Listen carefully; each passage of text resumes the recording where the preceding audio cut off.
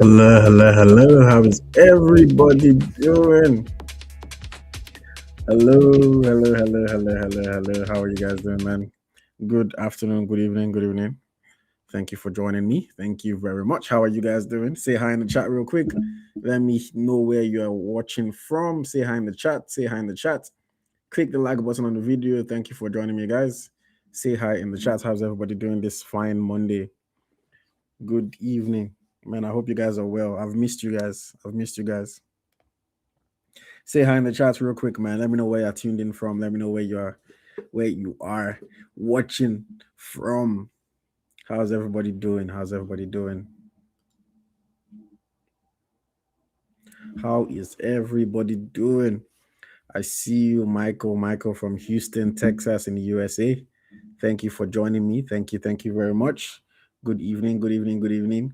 Emeka Igwe is in LA, California, Los Angeles.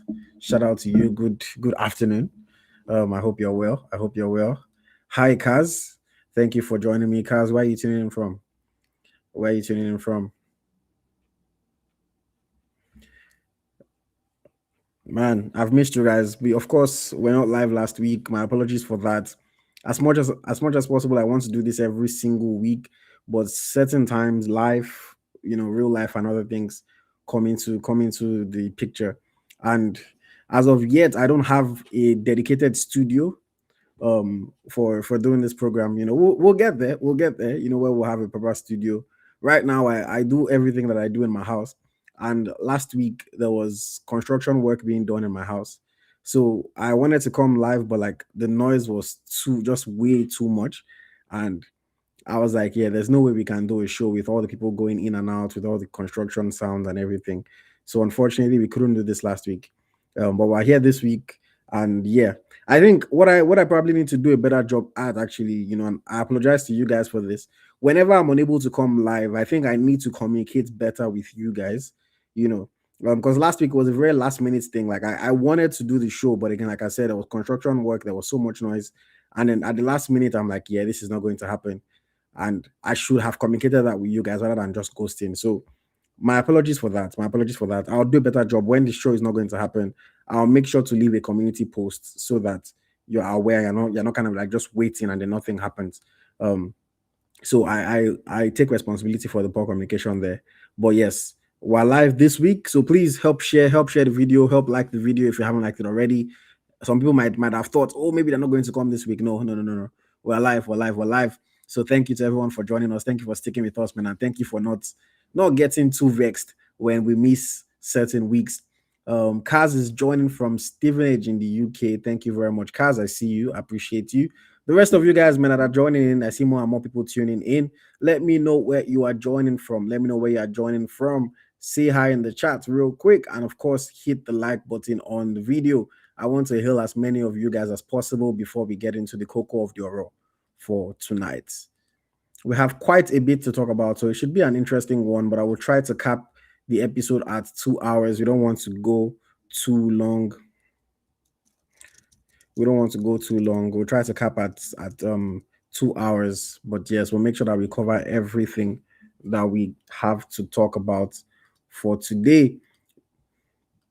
Say hi, say hi, say hi. Let me know where you're joining from, and do not forget to hit the like button on the video. Don't forget to hit the like button on the video. Only 5 likes. Only 5 likes so far. Come on, guys. Come on, guys. I know that yes, some people, are not necessarily our people. They just watch, because they want to hear what we'll say and be upset. But please, if you are one of our people, please, please, please hit the like button on the video. It costs you nothing. It doesn't take anything away from you, and it does a world of good for the channel. So please do me a favor and hit the like button on the video. God bless you. Hit the like button. Tolex Nelson from Manitoba. Thank you very much. Where in Manitoba are you? Manitoba is a province now, Where in Manitoba are you? But yes, thank you for joining, Tolex Nelson from Manitoba in Canada. Thank you very much. I see you, John Gabriel. He says, I'm from Nigeria. Nigeria is a very big country, Well, yes, where in Nigeria are you, John Gabriel? Nigeria is a very big country to just say I'm from Nigeria. But thank you for joining nonetheless. Your audience is very, very much appreciated. Okay, okay. Tolex Nelson is from Winnipeg. Winnipeg. Otumba Oloye from WPG. WPG is what? That's Winnipeg now. WPG is Winnipeg. So yes, another person in Winnipeg. I don't know. Are you guys neighbors? Are you guys friends? Shout out to both of you, man. Telex Nelson and Otumba Oloye. Thank you for joining. Thank you for joining. So, just to give you guys a quick overview of what we'll talk about, we'll do a weekend review. Of course, we'll highlight certain Nigerian players that are doing well, that have been doing well. Talk about some of the upcoming fixtures in Europe's top competitions this week as well. We'll get into the Super Falcons of Nigeria. We'll talk about the Super Eagles of Nigeria. And of course, we'll throw it open to anybody that has anything that they'd like to discuss. I made a post before the stream today to ask what topics you guys wanted us to discuss. Nobody left any suggestions. So I'll give you guys a chance now before we get into the show proper. If you have anything that you would like us to talk about, any questions to ask, please leave us in the comments now, so that I can note it. If there's anything that you want us to talk about, any question that you have, because if it comes, the show starts, then you better be ready to leave a super chat with your comment for us to highlight it on the screen. So if there's anything that you want us to talk about or anything that you want us to take today, leave it in the comments and we will try to take as many of those ones as possible. Thank you very much. Thank you very much. Today's show will try to keep under 2 hours, as much as we can. We'll try to keep this under 2 hours. Keep liking as you join, guys. Keep liking the video as you join. Please, we have only 11 likes so far. Less than 33% of people that are watching have liked the video. So please hit the like button. It costs you absolutely nothing. It does a world of good for the channel. Share the video as well. Let's let people know that we're on. I know that not everyone, knows that we are on because we missed last week. Again, my apologies for that. But yes, share the video. Let's come up with tuned in.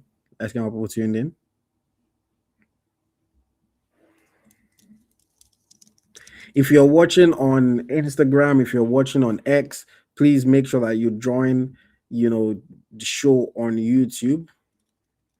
The stream will end on other social media platforms. So please go on YouTube, search for Eagle Striker NG, and join the stream so that you can watch the full show uninterrupted. If you're on Instagram or any other social media platform that is not named YouTube, the stream will end shortly on your platform. So please make sure that you go on YouTube to watch the full show uninterrupted. I tell you guys every week, so you don't get too mad at me when it eventually goes. Somebody's asking about Riongo Muha. That question that you're asking, now NFF people you go ask. Now NFF people you go ask. I don't know if maybe Smith Layi will have the answer to your question, but that question that you're asking, now NFF people you go ask.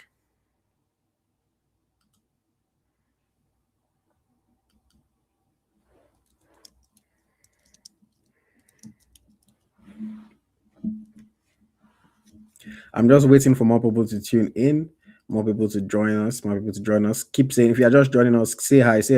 Let me know where you're tuned in from. Don't forget to hit the like button on the video. If you are watching on other Instagram, other platforms, Instagram, X, and likes, please join us on YouTube. That's where you can enjoy the full stream. Join us on YouTube.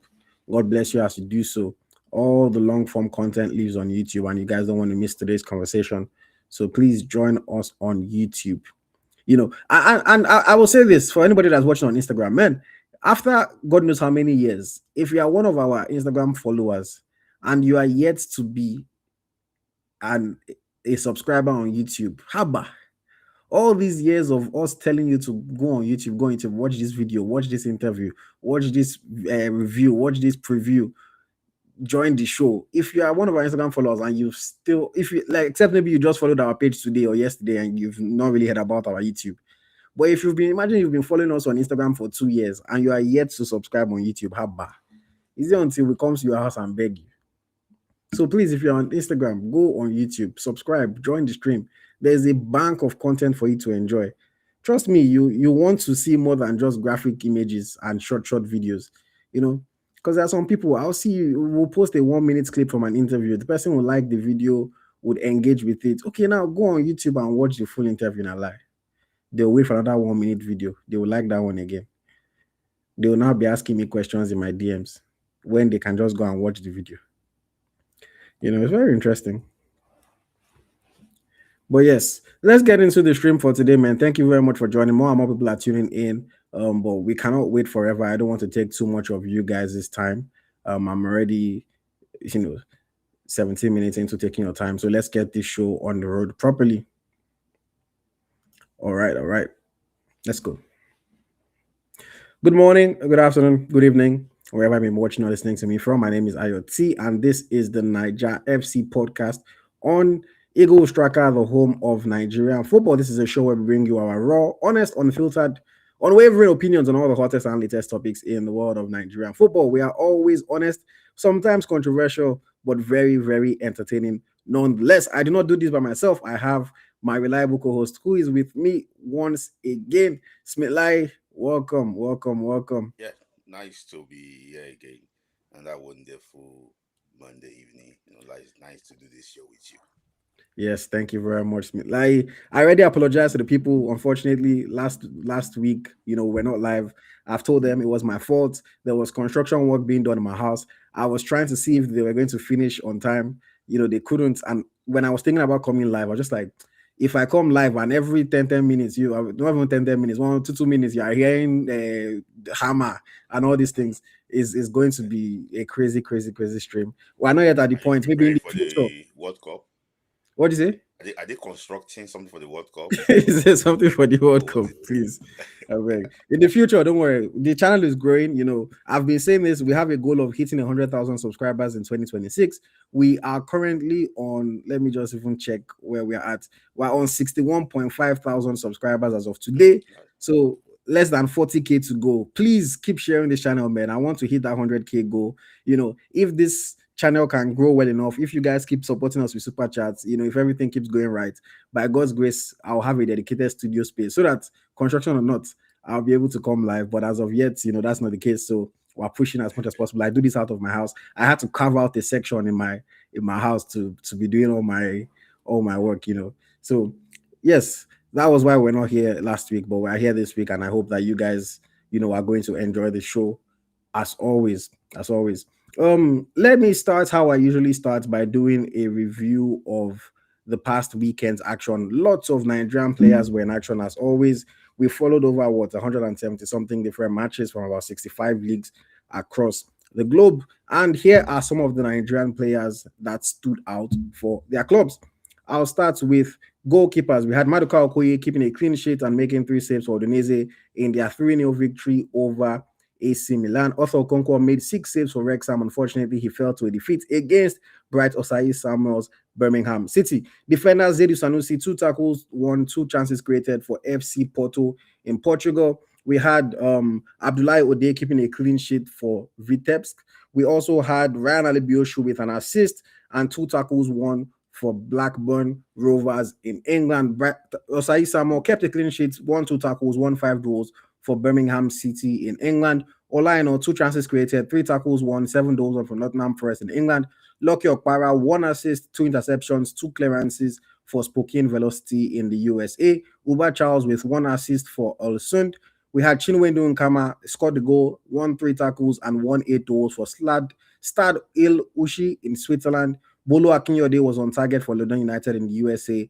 Michael Olaha was also on target for SLNA in Vietnam. Tom Dele Bashiru, 2 tackles, 3 clearances made, 9 goals for Genka Beligi in Turkey. Frank Onyeka, 1 chance created and 4 goals for Coventry City in England in the Championship. They are very, very close to securing promotion. Nelson Okeke was on target for FK Jablonek in the Czech Republic. Al Hassan Yusuf scored 1 goal, 3 tackles, and 9 goals for New England Revolution in the USA. Samson Tijani, 3 tackles, 6 goals, 1 for Dukla Praha in the Czech Republic. Moses Simon with an assist for Paris FC in an impressive game in the French Ligue 1. Emmanuel Ayosi with 2 assists for MFK Carvina, also in the Czech Republic. Francis Okechukwu, 2 chances created for Ankara Kekeronguchu in Turkey. We had Gift Sunday. He was on target for KTP. Brown Irabo, 1 goal for NK Copper Emeka Eze with 1 goal and 2 chances created for Sarı Yespor in Turkey. Korede Adedoyin, 1 goal for AS Trenchin. Akor Adams, 1 goal, 1 chance created for Sevilla in their victory over Ademola Lookman's Atletico de Madrid. Joel Yakubu with 1 goal for Daugavpils in Latvia. Friday Etim, 1 goal for FC Fredericia in Denmark. Ogbonna Chizurum with 1 goal for Dynamo České Budějovice in the Czech Republic. Moses Uso with 2 chances created for Lask in Austria. Praise God, Okechukwu with 1 goal for Banska Bystrica. We had Emmanuel Godwin with 1 assist for FK Pardubice. Samuel Amadi, 1 goal and 1 chance created for Smoha. Samuel Akere was on target for NK Osijek. And then Zadok Johanna got 1 assist for AIK. That was a game today. They drew that one 2-2 in the Swedish Allsvenskan. All right, all right, all right. I hope you guys have enjoyed our comprehensive review. Of course, if we missed anybody, you can feel free to let us know in the comments. We're trying to track as many players as possible. We're still humans. Of course, I don't always highlight every single player that we tracked. There are some games that were not so exciting for us to really report on. But it doesn't mean that those players did not still perform. Lots of players were in action over this past weekend. So, Smith Layi, I'll throw it to you. Anybody that impressed you over the weekend?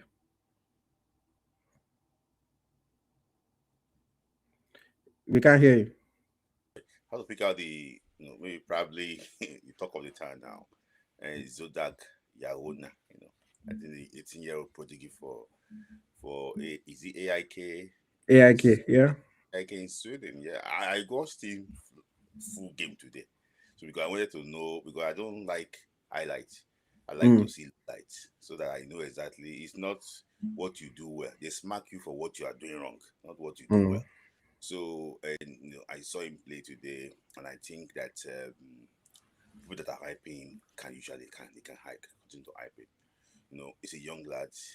Decision making is very good, and I realized that despite that he's just making his debut in Europe, they're now double marking him. In a game that shows that the level of his talent. And so for me, I think he probably actually did well. Akor Adams too, not a bad performance, for him against Atletico Madrid. Like I said, the new coach now is trying to create more space for him. Maybe he's getting more space because the way Atletico Madrid played against Sevilla. But for me, I also think that he did well. But this penalty, now small 90 may make keeper catch him. But he did well. He did well. I think he has scored like 8 goals now. Yes. Eight goals this season. That's it. So I tip him to hit double figures. Maybe probably for the first time in his career in top 5 European leagues. Yeah. I know that I think he got double figures in Norway. So, yeah, I believe so. Yeah. Yeah. So maybe probably this is the first time in top 5 leagues in Europe for him to to hit double figures. So yeah, I'll be rooting for Akor Adams. I think he's already on double figures this year for Super Eagles and for and for Sevilla, but I want him to also hit double figure for club side. Yeah. I think in the 23-24 season, so Akor scored 10 goals in all competitions. Yes, in Montpellier, 8 in the league and 2 in the cup. 2 in the cup, okay. Okay. So, but if you're talking about double figures in the league, then yes, he hasn't done that since 2023, where he scored 15 goals in the Norwegian Elite Series. But yes, hopefully he can score 2 more goals in the La Liga before this season runs out, and get that milestone. I also just noted some different players that I wanted us to talk about, and you already touched on some of them, in fact. But I think the big one, which I had put as my number 1 topic, is Zadok Johanna, player for AIK in the Swedish Allsvenskan. This boy is a boy that has, been the talk of a lot of people over the past week or thereabout. Nice, talented young player, has played 2 games this season, scored a goal in the first game, got an assist in the second game. Something that I was seeing some people report that I just wanted to highlight, I was not quite accurate. People were saying that he scored that goal in last week in his debut. That wasn't his debut. He had played for AIK already. He had played in the cup. In fact, he played for them a few games in the league last season. That the Swedish calendar doesn't work the same way with the rest of Europe. That's why they are only in match day 2 of their season now, in the end of towards the end of the season for other leagues. So he played 5 games for them last season. But he was a bench player then. He was still a young boy, he was 17 or so, trying to come into the first team. But now this new season, he is a starter. He looks like a key player. He got a fine, beautiful goal in their last match, and he got an assist in today's game as well. Similarly, I'm like you. Even the second goal they scored was his own player assist. Yes, similarly, I'm like you. Look, when people start hyping a young player, I usually, me. Sometimes you ask me, I'll say, ask me about him in 3 years time. I always like to take it with a pinch of salt. But I've also, funny enough, just like you, today's game, I said, what is causing me to watch AIK's match normally? But I said, I'm going to put on AIK and I'm going to watch their game. I want to actually see this boy in action. I've also gone to do my research on him and watch, his actions on Y Scout. I've watched quite a lot of his clips, and the truth is, I completely understand why people are getting excited about him. I understand. He's a talented player. He's a tricky player. He's a player that gets the ball and is not afraid to run at the defender.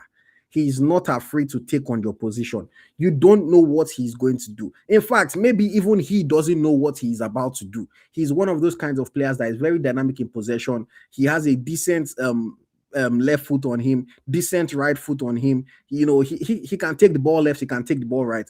At 18 years old, he has a lot of the qualities that excite you and make you, look forward to seeing how a player can mature and can grow. I want to say that.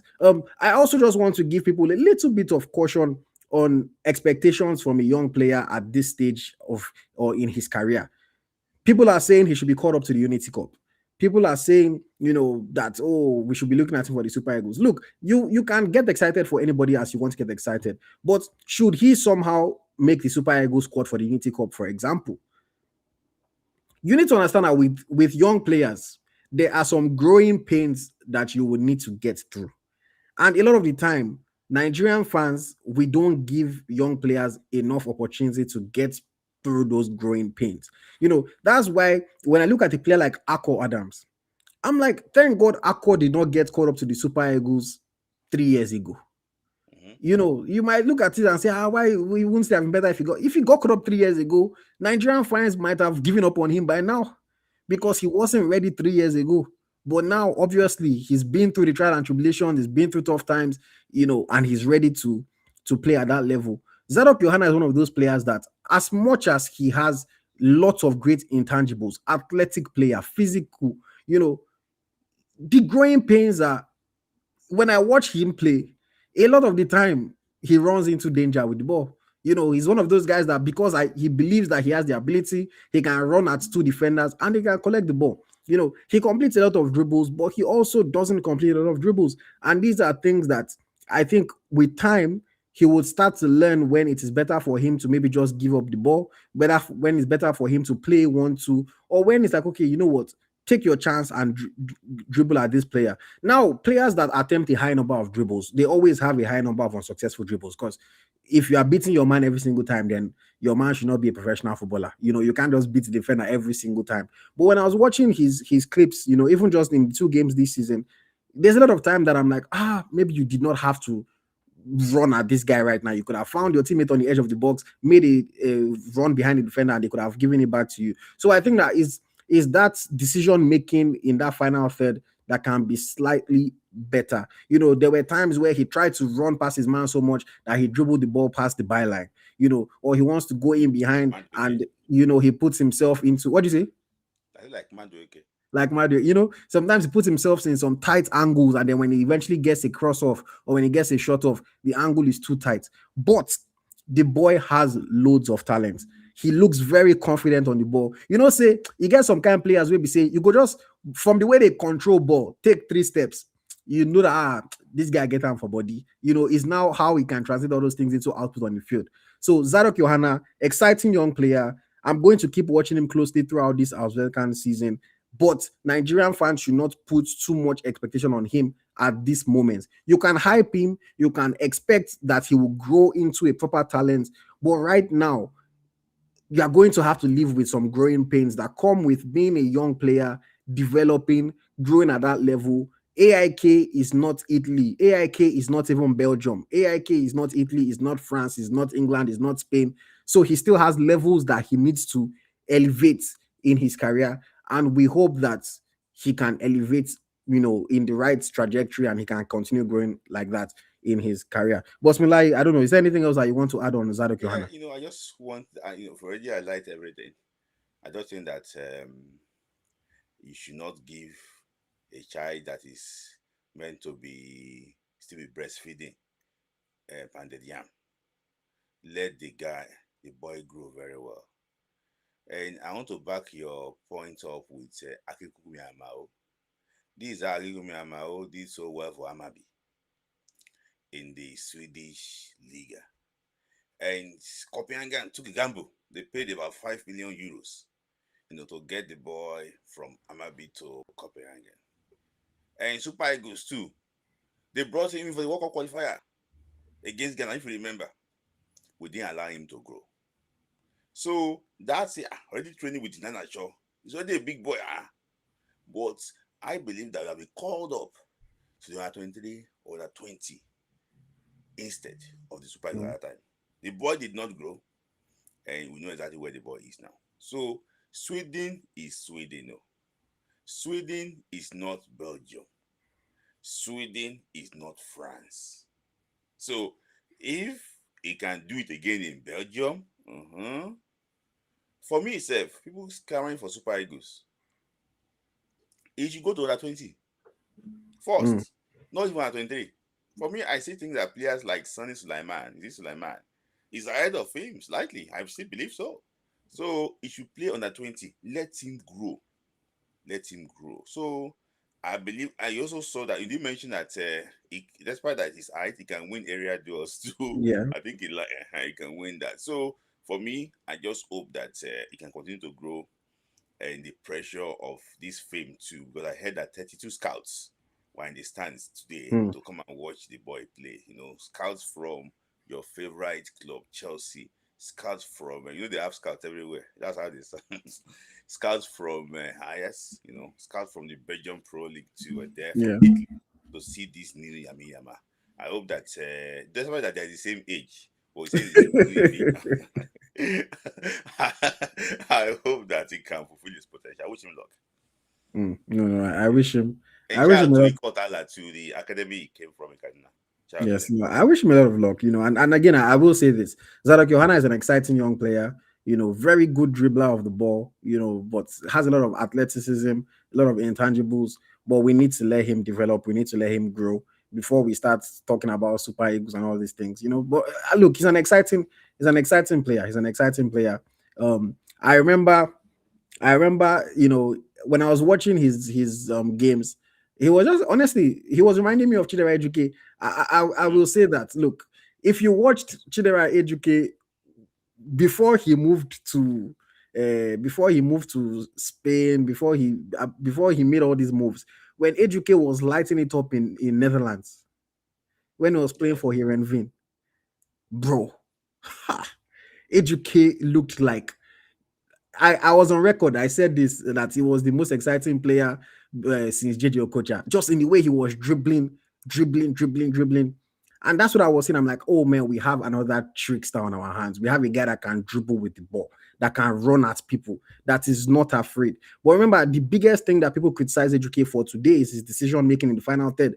People say, oh, he plays for himself too much. He does not pass. When I watch Johanna play, I see similar traits. Sometimes I'm like, bro, you could have just passed this ball. Sometimes I'm like, you just ran into danger. You ran towards three players instead of passing the ball. And I know I like wingers that like to take on their man, but again, at the end of the day, there are still things that he can learn because doing it in Sweden, when you go and play for Nigeria, when you go and play for a bigger team where defenders are smarter, teams are better with the way they defend in general, it's different. It's not as easy to just be winning all these dribbles. But I'm happy for him. He has started the season very well, and I'm looking forward to seeing how he develops as a player in his career.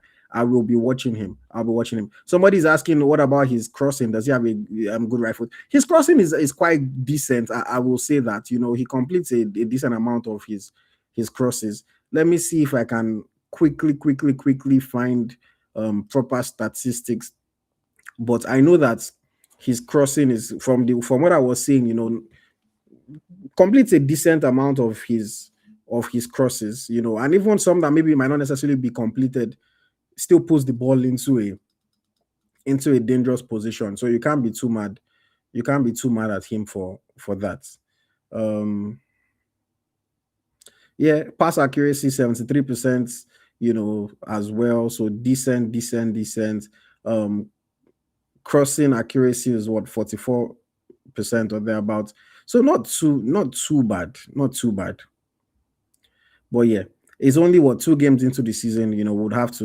Would have to see how he continues for the rest of the season. And yes, crossing with his right foot. Yes, because he plays down the right flank. So if he's crossing the ball most times, it's probably going to be with his right foot. But he's the player that really likes to drive and he wants to get to the byline as much as possible. He wants to beat his man, get to the byline as much as possible. Pi Moyo, thank you for the super chat. Says if the NFF was a little more competent, and similarly, this is the thing that we've spoken about many times in the past about when young players start to come up, immediately people can start to shout about super egos, super egos, super egos. And if it doesn't work out for them as super egos, people are very quick to cast a shadow on them and to rule them out, of potential contention. We see shout out to Eric Shell because I like Eric Shell because he's not sentimental about a lot of things. Some of the young players that have been caught up in recent times, Eric Shell has straight up let us know without saying it in those words that what he saw from them was not enough. With the AFCON, even Ebenezer Akintomiro that everybody was excited about, Tochukwu Nadi that people were excited about after, everything. Eric Shell made it clear to us that, see, if these boys want to play, they need to earn it in training.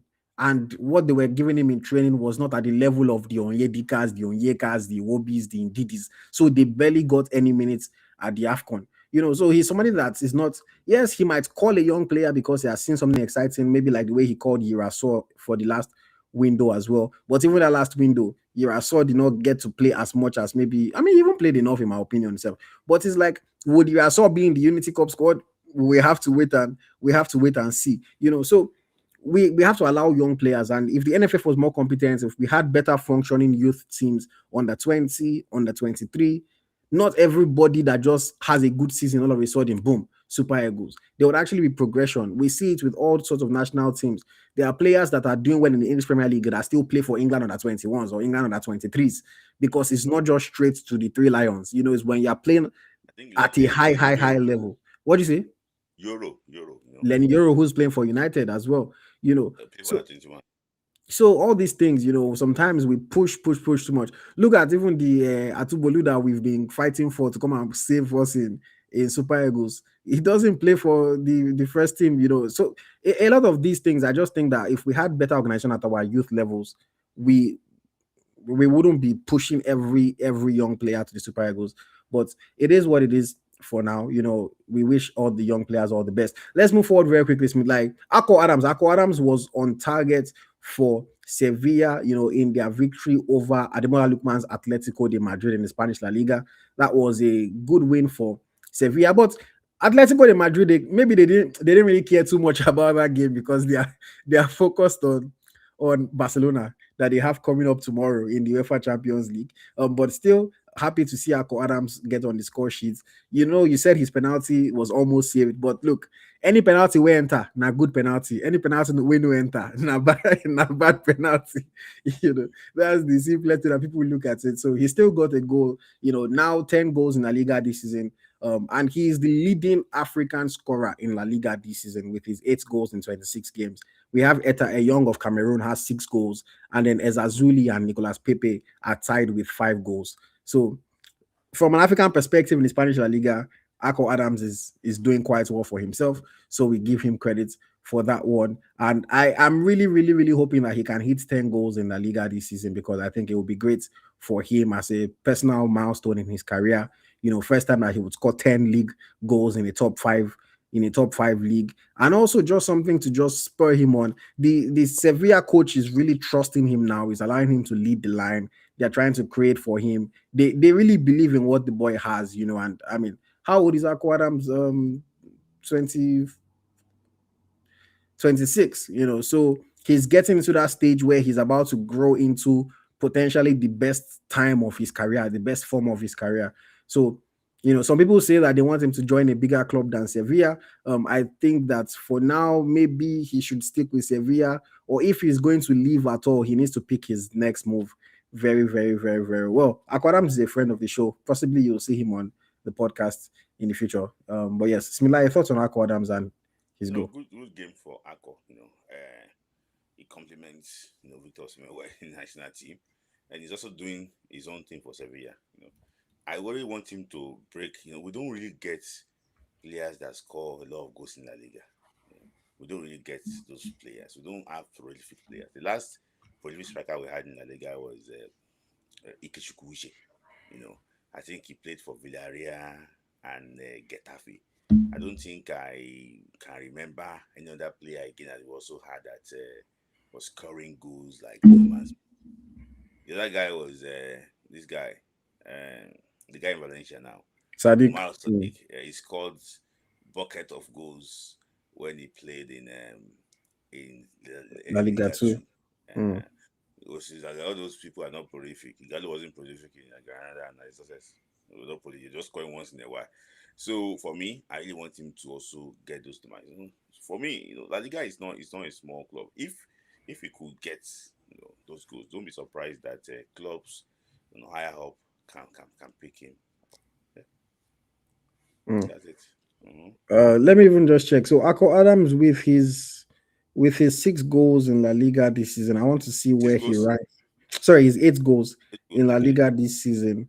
Um, he is currently what the he's joint 19th top scorer. Still if far away from the ones at the top. Kylian Mbappe has 23 goals. Muriki of Mallorca is second with 21 goals. There's Budimir of Osasuna that has 16 goals. Lamine Yamal is on 15, Ferran Torres is on 14, Oyarzabal on 12, Lewandowski 12, Rafinha 11, Vinicius 11. And then it goes down, down, down till we get to 19th, and then there's a bunch of them on 19th. But he's level on goals with Julian Alvarez. So give him credit for that. Level on goals with Julian Alvarez, more goals than Anthony. You know, more goals than Anthony. So you know, not firing at a high level, but he's also not doing too badly. So Mhm. we'll give him some credits. Someone said, "Don't forget, Chukwueze used to be Messi in La Liga." No, in La Liga, Chukwueze always showed us flashes. He showed us flashes of bags of ability, If you but want, his yeah. best season in La Liga was 6 goals and 5 assists. So wasn't anything too crazy. 6 goals and 5 assists is the best he showed us at La Liga. This season in Prem, he has 3 goals and 4 assists. Mhm. But yeah, shout out to Akor Adams, wishing him all the best. We'll be keeping an eye on him for the rest of the season. Let us also talk about another Super Eagles player, Moses Daddy Simon. Moses Simon got an assist for Paris FC over the weekend, and he hit a milestone. He is now the number one top assist man for Super Eagles players in Europe's top 5 leagues. Talking about total number of assists, not just this season. He's now got 43 assists in Europe's top 5 leagues. Of course, fantastic. We have Alex Iwobi second on that list with 42 assists, and then Nwankwo Kanu has Yes, ma'am. 33 assists. So Moses Simon, as much as we criticize him, as much as we say all sorts of things about Moses Simon is a guy that has steadily he has built a niche for himself, not a superstar at any point in his career, but he's always just been that Yeah. average player, just 6.5, 7 out of 10. You don't get too excited about him every season, but he delivers. Last season was his best season where he got 8 goals and 10 assists. This season statistically has not been as good, only 3 goals and 3 assists this season, but that's still enough to make him Nigeria's number one assist man in Europe's top 5 leagues as a total. So I'll give him some credit for that. He helped his team get a very important victory, 4-1 victory over AS Monaco. So I mean, you give him credit for that. But Smila, your thoughts on Moses Simon getting an assist and topping this chart of Yeah, Nigerian assist and makers? he's a guy. You said that he's never heard there, but he's a guy that if he's not there, you will miss him.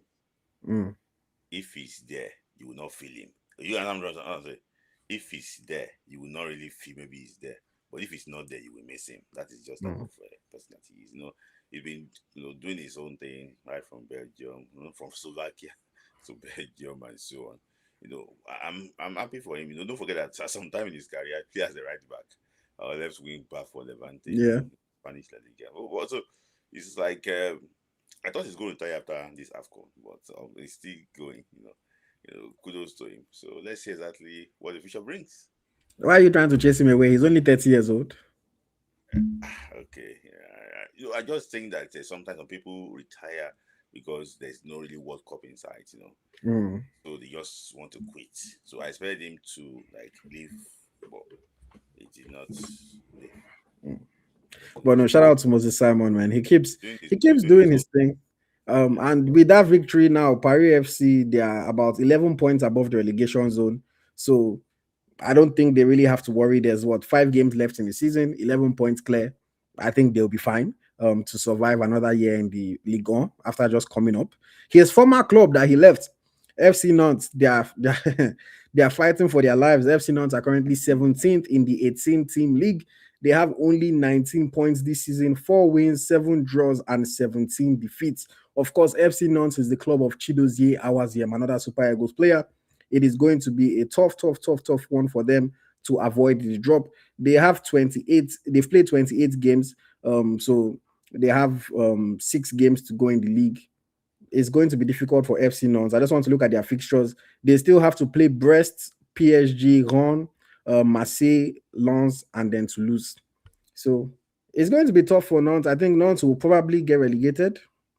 They will probably get relegated, but Paris FC will look like they will survive. They look like they will survive.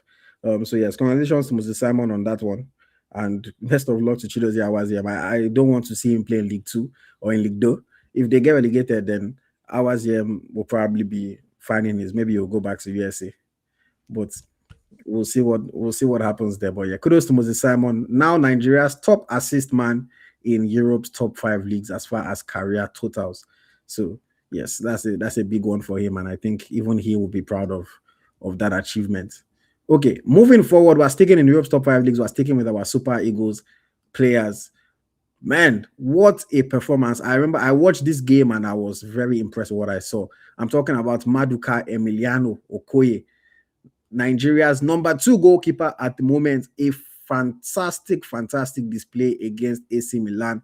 Clean sheets, 3-0 victory for Udinese in that game. Maduka Okoye stepped in with some fine saves, especially one spectacular save that even the Serie A have been posting that save on their social media because of how good it was. A shot from just outside the box that he tipped onto the crossbar and over.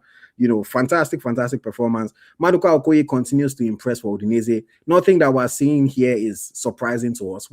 We've seen him deliver these kinds of performances all season. We just want him to come and deliver the same for the national team. Of course, he got a chance in the first game of the what's it called, the tournaments that we just played in the last window. But I thought that his performance against AC Milan was very solid. He continues to look like a goalkeeper that will grow and grow and grow. I'm tempted to say that he should leave Udinese, but at the same time, I quite like the fact that he's at a club that is not so good, so that they give him opportunity to actually face danger and for him to actually make saves and see how he can play under pressure and how he can show himself. But I'm sure that even as he continues to develop, at some point he'll probably have ambitions that are higher than just being in middle of the table, not competing for anything type of club. Maduka Okoye is a goalkeeper that I think can easily be playing in the Conference League or in the Europa League. For one of those teams that qualifies for that kind of tournament. So I thought it was a fantastic display this past weekend, and I'm looking forward to seeing how he finishes the season with Udinese. Again, they don't have anything else to play for. So sorry, yeah, they don't have anything else to play for this season. So it's just going to be seeing out the rest of the games. I said Emiliano. His name is not Emiliano. His name is Emilio. My apologies for that. It's not Emiliano. It's Emilio. If I'm not mistaken, Maduka Emilio Okoye. But yes, Smith Layi, your thoughts on Maduka's performance against AC Milan? I was impressed. You defended him from the start of his career in national team. That is a player that we should not just throw away because of that mistake against Tunisia how many years ago. So he's now playing San Zero, keeping clean sheets, goalkeeper of the weekend, making name for himself. And there's one thing I observe about Maduka Okoye. If he's in goal for Nigeria, outside Nigeria, he's always doing well. So I also think that our fans back home should accept him. Don't be in force. Now make him fine like that. They should accept him. They should make sure that he's part of them. We know Wabali has been good for us too, but accept Maduka Okoye. Not be any small thing criticism, any small criticism. So I think that we should also accept him. He's a player I think I'd probably be our first choice in I won't say in the nearest future, in few months' time. So, I'm really actually what happy. You mentioned that he should play for Conference League. You saw they play Conference League. Mm, So I want him to play in a club with Champions League ambitions. mm. He's not bad. He can play for Atlanta.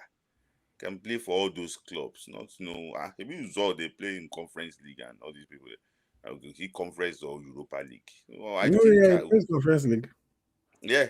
I think Okoye is a much, much better goalkeeper.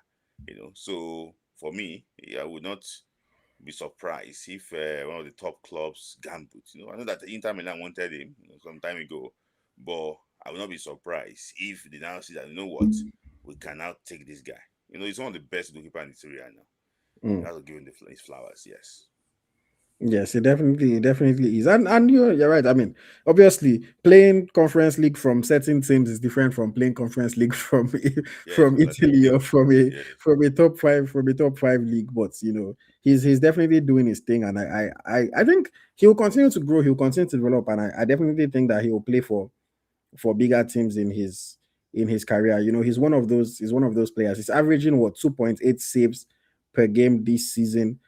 Has is number 7 on goals prevented amongst goalkeepers in the Italian Serie A this season. And yeah, he's doing quite well. He has kept 8 clean sheets. So we look forward to seeing. And this is 8 clean sheets for a team that does not by any means have a great defense, because the Udinese defense is not really a solid one. They they allow shots at his goal, but he's still doing quite well. So yeah, I'm really really happy for Maduka Okoye. And yeah, let's see what happens with him in the summer. I'm happy for players that really back themselves and take their opportunities, take their chances. Because again, remember, this is a player that was getting linked to Turkey. If you guys remember, he was getting linked to Turkey, and I cannot forget is his agent, one of his representatives sent me a message and said, "Look, Maduka Okoye is not going to go to Turkey." He said he's going to stay at Udinese. He's going to start as the second choice goalkeeper, but he will win that starting shirt. That's what the guy told me. He said he will stay there, he will start as the second choice, but he will win the starting shirt and he will become the first choice for Udinese. And that is exactly what he did. So, when they say talk and do, that's exactly what Maduka Okoye is, talk and do. And I agree with you, Luke. It's only a matter of time before he really is the man between the post for the Super Eagles of Nigeria. I really do think so. No, not to knock on our current number one goalkeeper. He's been doing very well for us, but I think it's just trajectory. It's just life. I mean, a few years ago, or what, 8 years ago, our number one goalkeeper was Francis Ozor. It's life. Things happen. Somebody else takes the spot. That's just kind of how things go sometimes. So yes, Maduka Okoye, solid performance. Wishing him all the very best. Okay, so yes, that's what I had to highlight from the past weekend. Again, I'll just give credit to people like Alassane Yusuf, who was on target in the MLS. We had Moses Uso, who played another good game. Paul Mukairo scored a goal today, so kudos to him for that one. Frank Onyeka's Coventry, like I mentioned, they are, I think, 1 point away from securing promotion to the English Premier League, and maybe 1 win or 2 wins away from securing the championship title. So they are going to win that one. Onyeka is coming back to the Prem. Don't worry. One Nigerian will go down, another Nigerian will come back. Will come back up. Who is going down? Wolves now. Oh, Wolves. Okay. Wolves are going down. So a Nigerian will come back up. Hopefully Spurs go down with Wolves. I don't know if there's any Spurs fan, man, but I'm loving it. I love the fact that Tottenham are struggling. I love the fact that they're in the relegation zone. I really hope that Tottenham get relegated, as well as I hope that Arsenal bottle the title. I'm a Chelsea fan, but yesterday was one of those days that I was not upset at all with losing. In fact, I rather us lost that game yesterday than won and just made it easier for us now. At least let the pressure be on. Arsenal play Man City this weekend on Sunday, I think. If Man City beats them, they'll be 3 points behind with one game in hand. If they win their game in hand, level on points with 5 games to go in the season, it's going to be the pressure on Arsenal, man. Arsenal fans, I know if you are watching, most of the Arsenal fans that are watching have probably never seen us or seen their team win the league. Because most of the Arsenal fans that will be watching us are probably Gen Z Arsenal fans. Maybe some of the older ones might be here. Maybe the last time they watched was in the days of the Invincibles. you but I really do hope that Arsenal struggle and Man City win this league, because if you can go from talking about a quadruple to not even winning the one that was since January, we don't give Arsenal title. If they don't win it, Twitter will But not be you know, I see, this Arsenal thing, this one Arsenal football is playing the edge sometimes. yeah. I watched that game against Bournemouth. 1 month, yeah. Yeah, I've never seen that performance before in my life. It's like they were wearing pampers. Like, everything don't go for their head. See, if a club like Wolves can just play a little bit, just small tactics, they will beat us now. And see, it's like somebody that is already, anybody now can beat them. Everything don't go for their head. Just see, everything don't go. You can see the manager was banging table when he was doing press conference. Say from the head and everything, it don't evaporate. The best thing for them is to get themselves together and win on Sunday. If not, this will be the greatest bottle job. And of course, this is a Man City Man City already beat them in the Carabao Cup final. Yes, you know that City have what it takes to beat them. And yeah, you're very right. Look, mentality is such a big deal in football. It's not a big thing. Your ability is something, because these are not like Arsenal have been the best team in England so far this year. They've been the best team, no doubt about that. But it's crazy how just the psychology, the pressure, and all of a sudden you start to crumble under pressure, because again, when the lights are bright, not everybody can perform when the lights are so bright, because you start to overthink things. You want to, it was against Bournemouth. It's almost as if you are trying to do everything right, that you now start to make mistakes. So it's like, okay, make I not spoil ball, make I not, you want to make sure that everything you do is so right. You're not playing freely anymore. You're not playing your natural game. You're playing with so much pressure. It's like, I remember in this Canada that I live, I remember the first time, because Canada, in my province, to get your driver's license, there's three types of driver's license.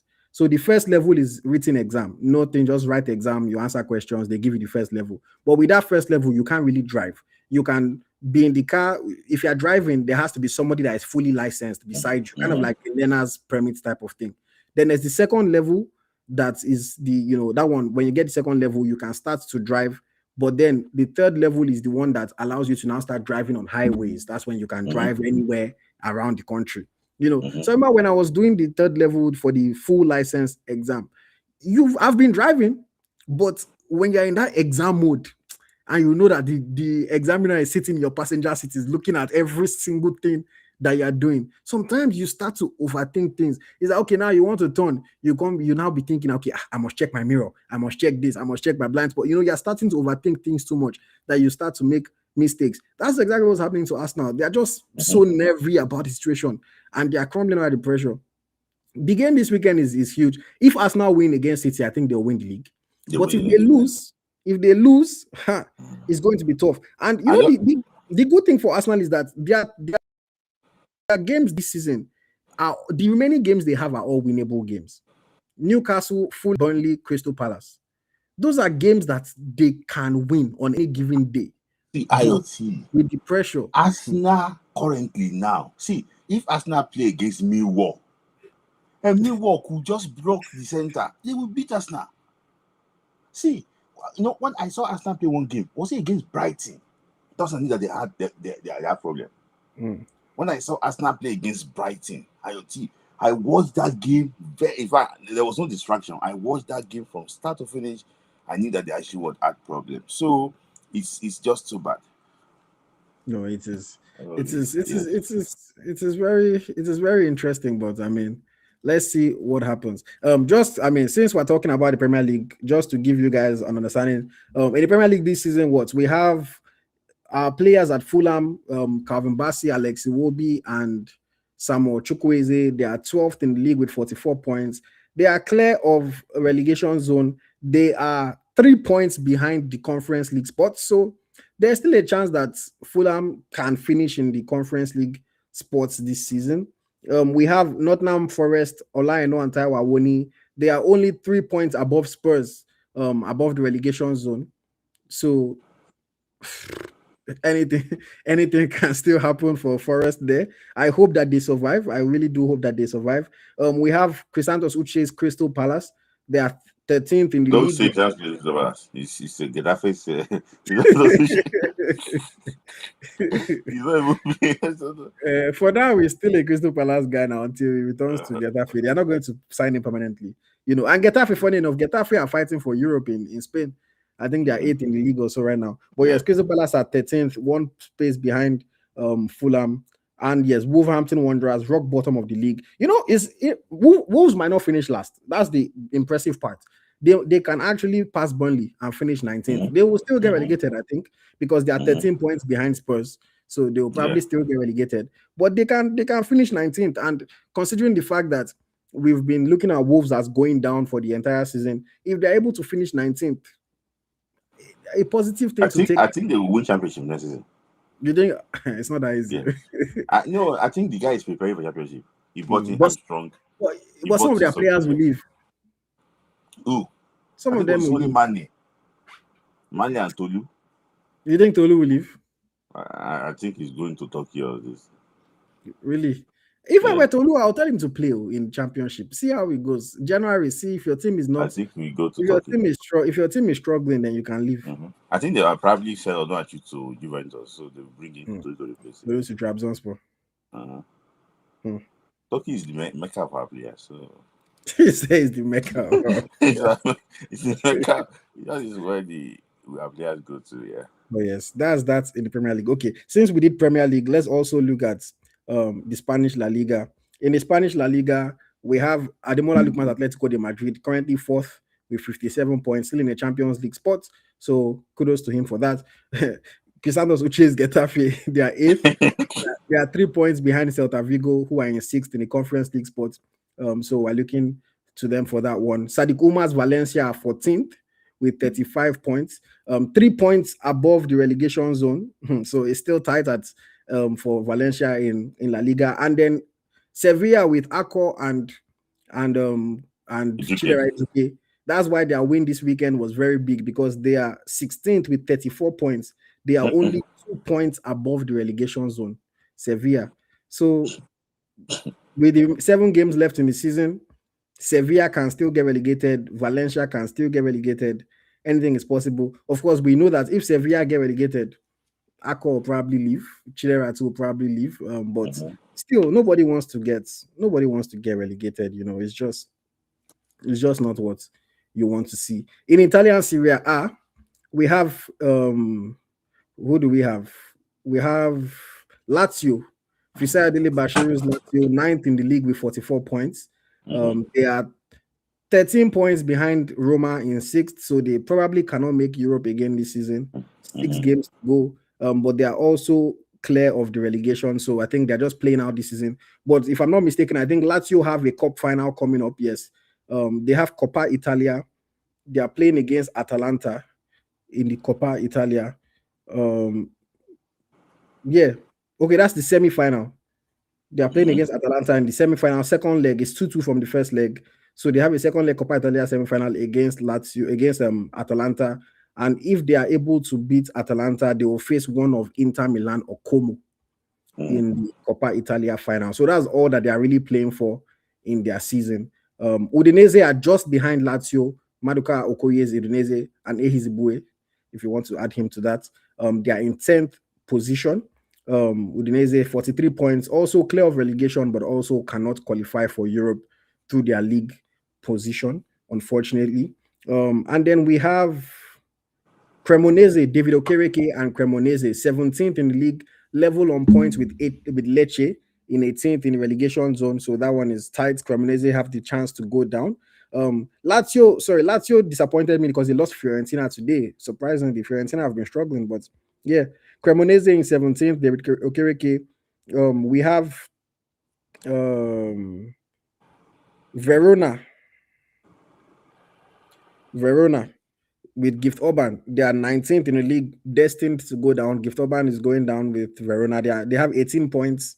The team that's above them in 18th has 27 points. So imagine they're destined to go down. And then Pisa with Duro Simi and Akin Somiro, destined to go down. Duro Simi, honestly, that move that he made is starting to look a bit sketchy because yeah, it's been rough, man. It's been rough for him. After he started with a goal on his debut, got an assist 2 games later. It's just been rough for him and for Pisa since then. He got a red card in their game against Cagliari only like some weeks ago. And Mm-hmm. yeah, they're destined for relegation. But yes, Orban is on loan at Verona. Yes, I know that, but he's still going to go down, and then he will return to his club after going down. But obviously, for somebody like Orban that is trying to revive himself, he's trying to push his career back on the right track. Mm-hmm. Relegation does not help. Even though he scored a fair few goals, you give him some credit for that, but still, relegation does not help. He has 7 goals this season, 2 assists as well. Not the worst outputs, not the best outputs, but yeah, it sucks, man. It sucks. Our players are going down in the top leagues. Ligue 1, I think I already spoke about Ligue 1 with Nantes and Mm-hmm. Simon's situation with Paris FC as well. So yes, which one is that? I ready to have done England, Spain, Italy, France. But But yeah, that's that on that. Let's look at we've looked at what's going on abroad, so Smith, like let's quickly talk about what's going on at home. yeah. Because people will say we don't really talk about the NPFL. Let's talk about the NPFL.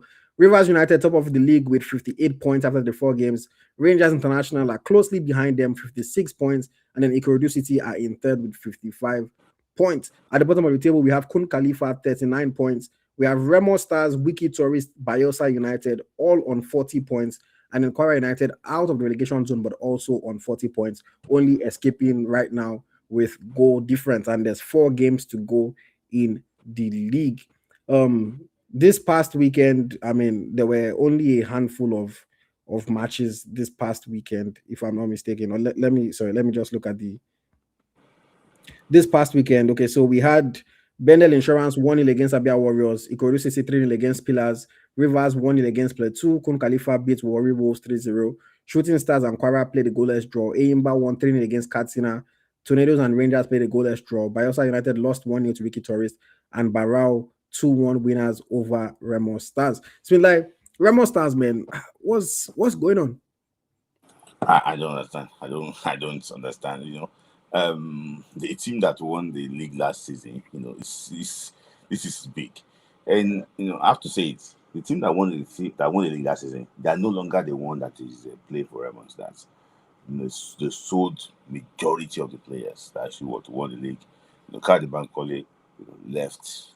Unduka Junior left. Ismail Sodiq left. Ogungbo Ide left.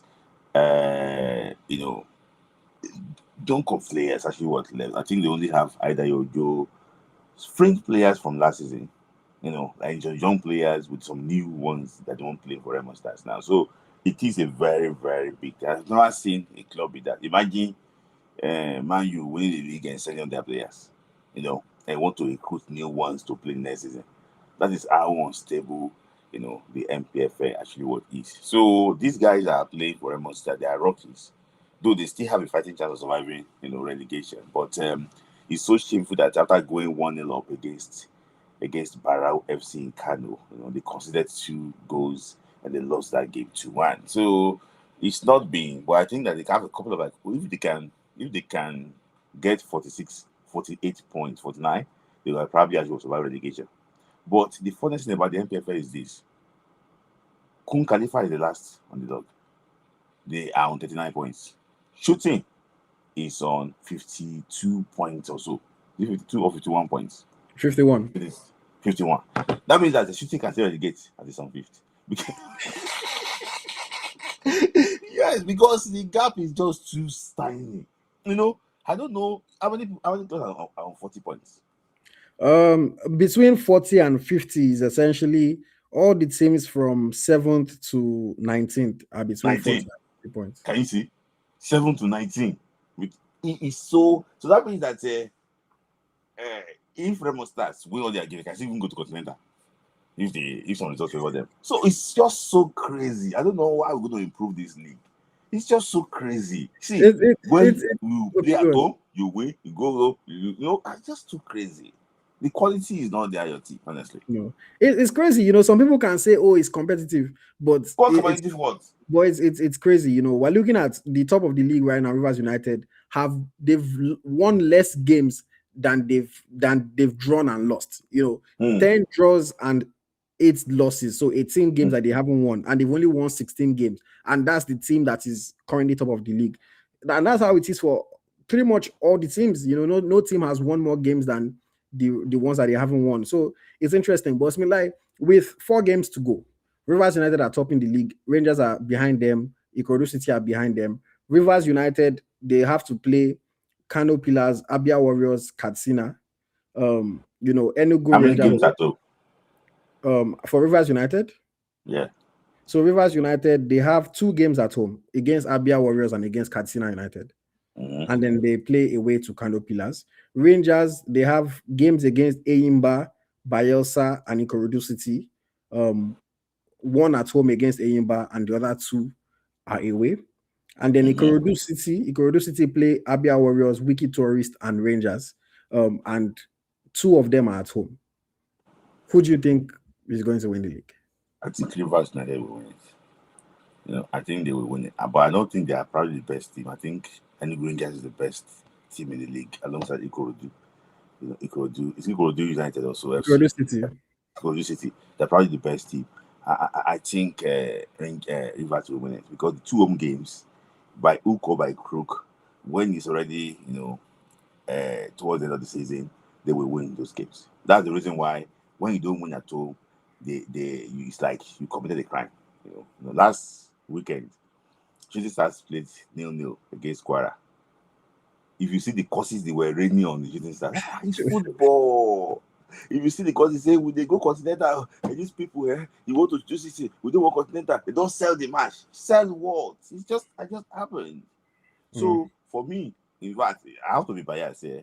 I would have loved Shooting Stars to be in the continent, just because of the support they will probably get. The fans are so commended. I think they have the best fans in the NPFL.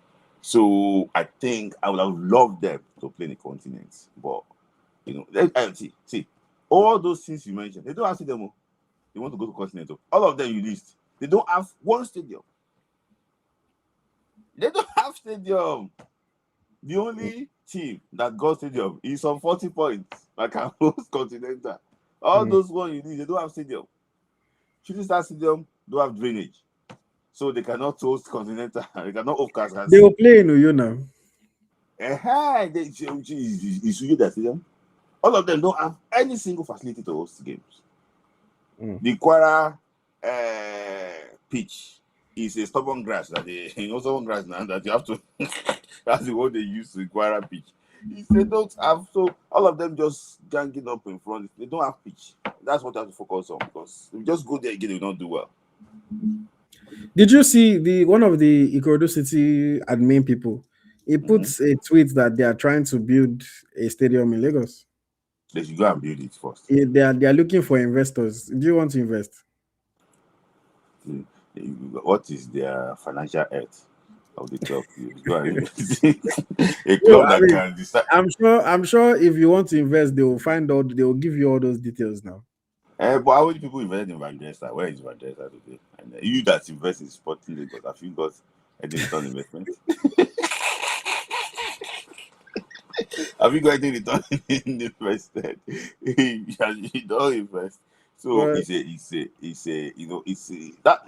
Shama is not making money there. They just look for somebody to buy Remo and so Remo, because there's no money in the NPFL. Oh, how much you want to invest money on that stadium. Where do you think the profit come from? How much do you think you need to run a club in the NPFL for one season? I think you might probably need like 700 million. 700 million. That's less than $1 million. You have to be very tight. In terms of your travels and everything, you need 700 million. And your salary must not be the high up. Salary must not be the up, because if you are paying players 1 million naira, you're not sustaining it. Let me see. Let's say you have 23 players. If you are paying everybody, let's say you can't pay everybody 1 million. You have hierarchy of players. But let's say your wage bill in a month is coming to, like, let's say 12 million a month is your entire wage. Is that sustaining? 12 million a month. So in a year on salaries, you are paying what's that? 12 million a month. I don't think 12 million is I think 15 million at least. 15 million a month? Yeah, at least, yes. So that means in a year you are paying 180 million on salaries alone. 180 million on salaries alone. And then so you have to rent stadium. Yeah, rent stadium, travel, medicals. Yes. And also merchandise. Also you have to pay tactical too. Pay what? Tactical. Oh, wait, like your coaches and stuff. No. What do you mean tactical? You will not survive in the league if you don't pay tactical. You will not survive in the league. This is not an allegation, though. A referee came out, head of referee came out that there is tactical. So if you don't pay tactical, you will not survive in the league. Yes, it's it. AyoT is not. You will not survive in the league if you don't pay tactical. That is why you see an average fight in the Nigerian Premier League. If it's nil in the first time, chance of referee. I don't know. I did not. You have to budget all those things with it. You have to budget people you will meet on the road when you are traveling, because they can just seize your car, and they will seize your car for all their weekends. Go miss out. See, you have to put. Okay, they play. Don't put it into consideration. All those things must be there. For you to survive with it. That's why 700 million might probably be okay. Okay. If anybody has 700 million, let's go and buy NPFL club. Yeah. We'll hire. Who is the best coach in Nigeria? We'll hire the best coach in Nigeria. You can do it. For me, I think I like Ogunbote as his player. He's a veteran. If you give him money, because now you still buy players. Yeah. Well, we'll look for free agents. Then the free agent will make you survive relegation. Unfit players, injured players, you take them to games, they will lose games. So if you just focusing on paying salaries alone, you will get players that are not fit. 45-year-old to play in the NPFL and not run again. So how do you want to do it? Okay, what if our tactic is this? We'll have the best player welfare in the country. We'll treat players the best. Travel, medical, we'll give them the best player welfare in the country. Then we'll go after the free agent European-based players, the ones that are on the outside looking in. So we'll go after the likes of John Ogu, the likes of Ogenye Onazi, the likes of Brownie Day. You all these guys that their career is pretty much over. They've just maybe not announced retirement yet. And they are experienced, European Super Eagles, they've played abroad.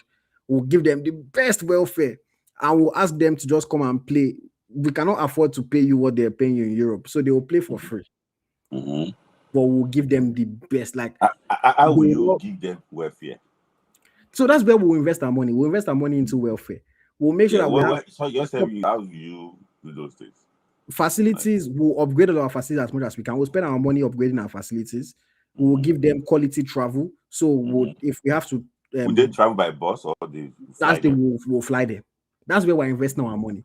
We'll fly them where they need to get to. We'll make them comfortable. We'll give them nice accommodation when they go on road trips.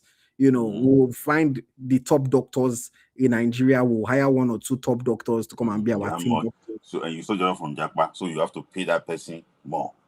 What is it? You stop doctor from You stop Jackpa? that doctor from Jackpa because one day you just knock the doctor will not be there again. So you must be able to pay that doctor what will keep that doctor there.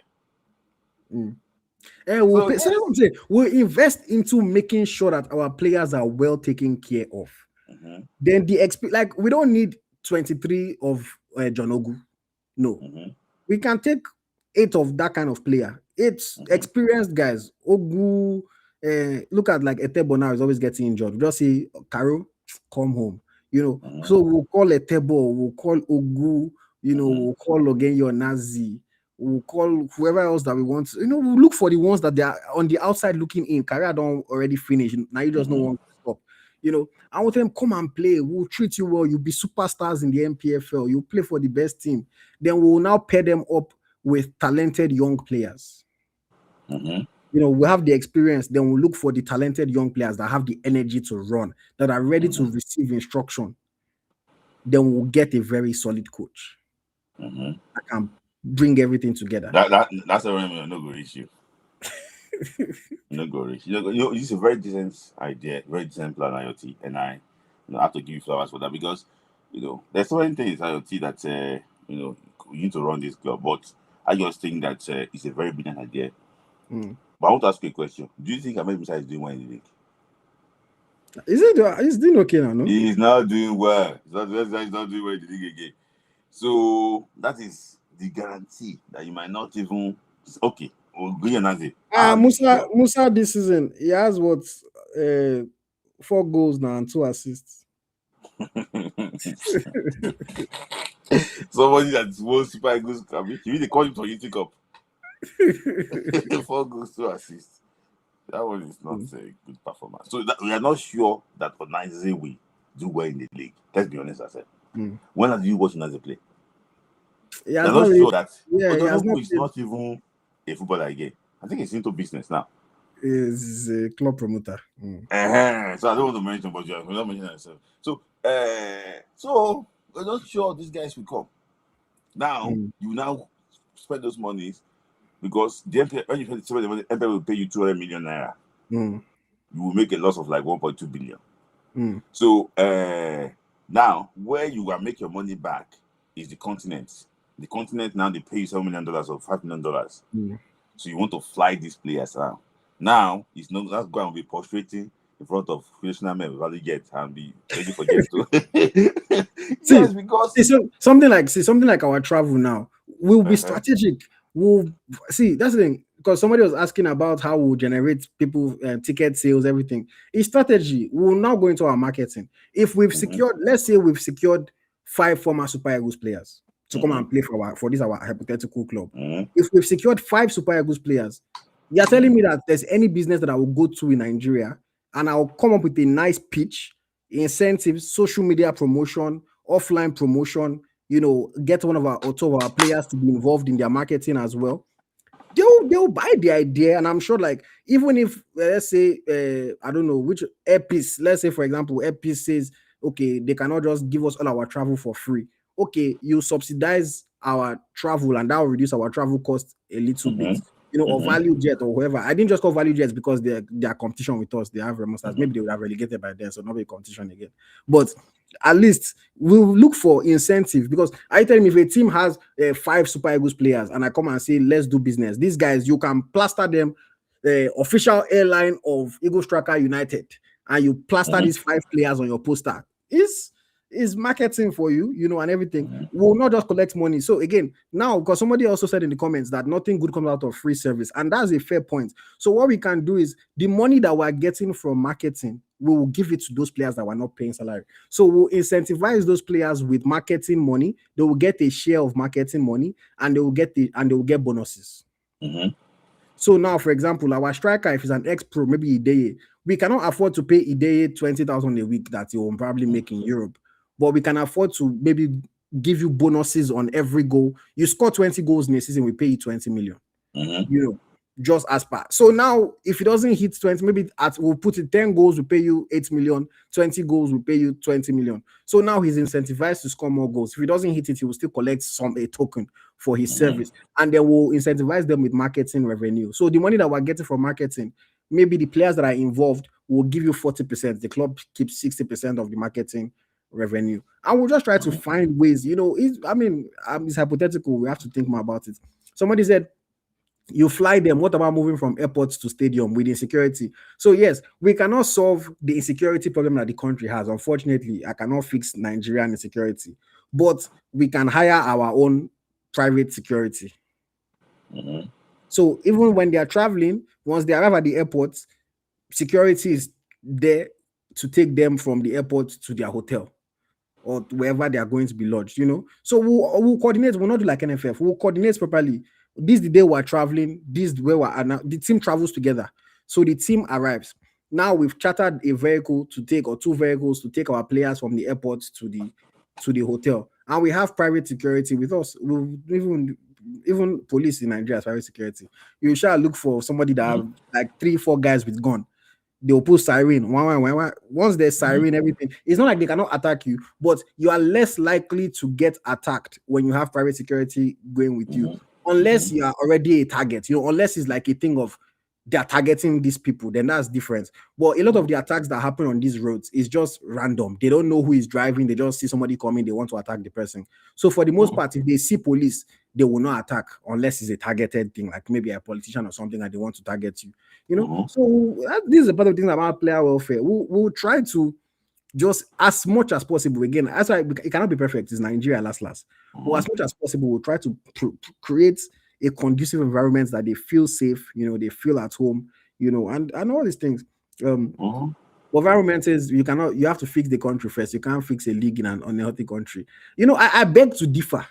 To be honest, I beg to differ, because with all due respect, countries like Iran, Iraq, they've been running their league successfully for years. With all the unrest, with all the wars, with everything, all these some countries that have 3 different militia that are running their country, their league is still going on, and is going on successfully. So I think you can, in an unhealthy country, you can, if you guys and the league get your acts together. I think it's possible. It's possible. But yeah, that's long talk. It's a very good. I don't have 700. I don't have 700 million. This is what I'm talking. I don't have 700. No, but somebody like listening to you and say, AyoT, that's very good. I'm going to send 1 billion to you tomorrow. Let's try let's buy maybe probably, I don't know.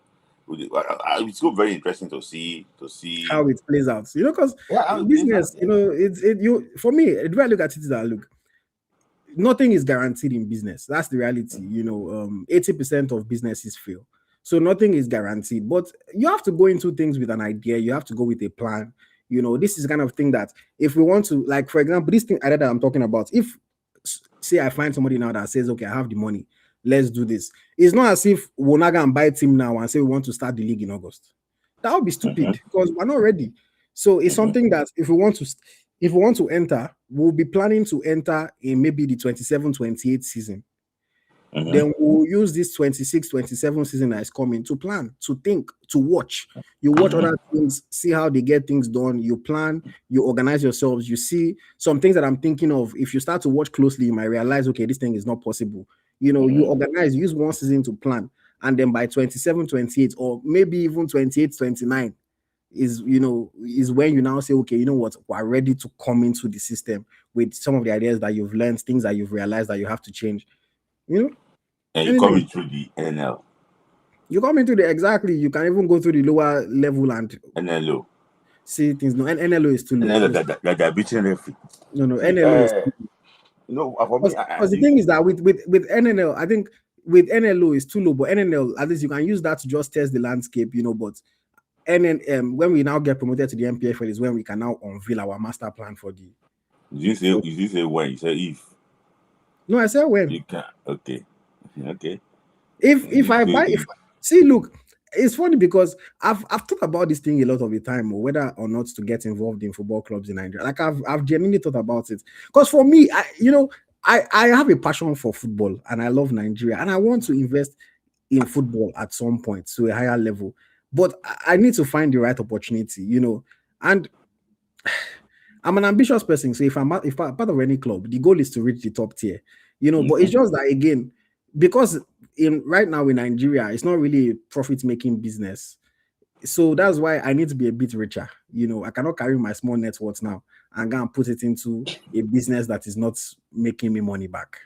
I might as well just leave my money in my bank. At least if I keep my money in my bank, they will give me 1% interest every year. It's not plenty, but at least they will give my 1% every year. Rather than going, 1%, yeah.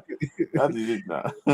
rather than going to put it somewhere that would even not yield anything. So just then. Samuel Mba said, I have an idea on how to fix our league. What's your idea now? Let us know. Let us know. But if somebody is watching, if you need small investments and you can tell me how I'll make some money back, honestly, like if somebody comes to me with a good idea, this doesn't even have to be a club in Nigeria. I'm saying this on live now. If you come to me with a good enough idea and you need small investments, maybe 20K, 30K, and I think it's something that can make sense, I can put my money in. As long as all the documents, all the information, all the facts that I need, you're able to provide me, able to convince me, it makes sense to me, and it's 20, 30, maybe 50K max they are looking for. Let's see. But I have to really trust it to put my money in. I'm not a footballer. I don't make that money in a week. But it's like, it doesn't have to be NPFL club. I'm constantly looking for. Look, I'm a businessman. Like is what I love doing. I love business. I love, somebody say it's risk taking. It is risk taking, but at the end of the day, take risk and succeed. Look, nobody ever changed the world on a 9 to 5. That's something that I think is Elon Musk. You have to be, if the the ambition that I have in my life, like I have to be an oga, I have to be a boss. So these are the ways that you get your financial freedom. These are the ways that you become a boss. And yeah, I'm always interested in business ideas. NPFL, here we come. Okay. So AyoT is a patriotic Nigerian, but investing in NPFL, please do give away. NPFL is you get this size. Charles invest in MLS club. I don't have money to how much if I bring 50K for MLS club, that money is not scratching the surface now. MLS club that paying players 1 million, 2 million. I now say 50K. 50K is to buy ball for training. 50K is to buy ball for their training. Okay. Let's move on, man. The European competitions are continuing when our players are going to be in action. If only a few of them. We'll start with the UEFA Champions League. Ademola Lookman Adebobo is the last man standing. Victor Osimhen is out, but Ademola Lookman still remains. Of course, Atletico de Madrid, they are going into their second leg against Barcelona with a 2-0 advantage from the first leg. And this second leg is going to play at the Riyadh Air Metropolitano Stadium. Tomorrow, the game is at 3 p.m. Eastern Time, 8 p.m. West African Time. Smith Layi, what's the time in the UK for the match? It's 8 p.m. 8 p.m. Okay, UK time. so 8 p.m. UK time as well. I'm looking forward to the most haram of haram football from Mr. Diego Simeone. Oh my God, it's going to be such an interesting setup from Atletico de Madrid. You know that they are going to come there and just try to stifle Barcelona as much as possible. I have some fear that if they sit back too much, Barcelona will come back, because we saw what happened in the second leg of their, was it Copa del Rey? We saw what happened in the second leg of their Copa del Rey, where they sat back and Barcelona nearly equalized in that one. This is the UEFA Champions League. Atletico Madrid, they've not been to a Champions League semi-final in a long time. So this is a really, really big one for them. But yes, I'm looking forward. I'm excited, man. It's a big game. These are the kinds of matches that we want our players to play in. Keep talking about it. I'm happy for Ademola Lookman. Smith Layi, what are you expecting to see in that one? Tough game, tough game. I think that you ready that I saw this AI video that they asked Simeone. Simeone was trying to build a block, this trying to arrange blocks to block the Mm. goal and things so that you're gonna see a traditional football two boys go very very aggressive. The bad thing is that there is no Rafinha.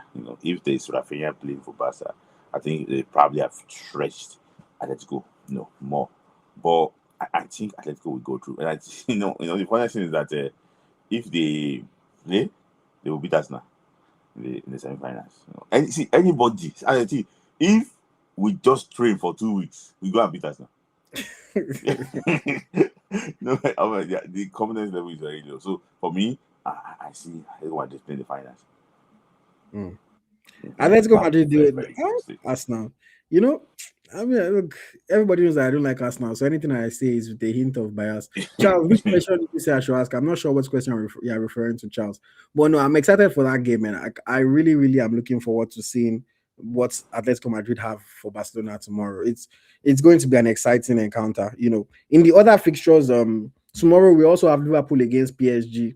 I think that's PSG going in with a 2-0 first leg. Look, me, I'm happy because all the Premier League teams, everybody they chop them.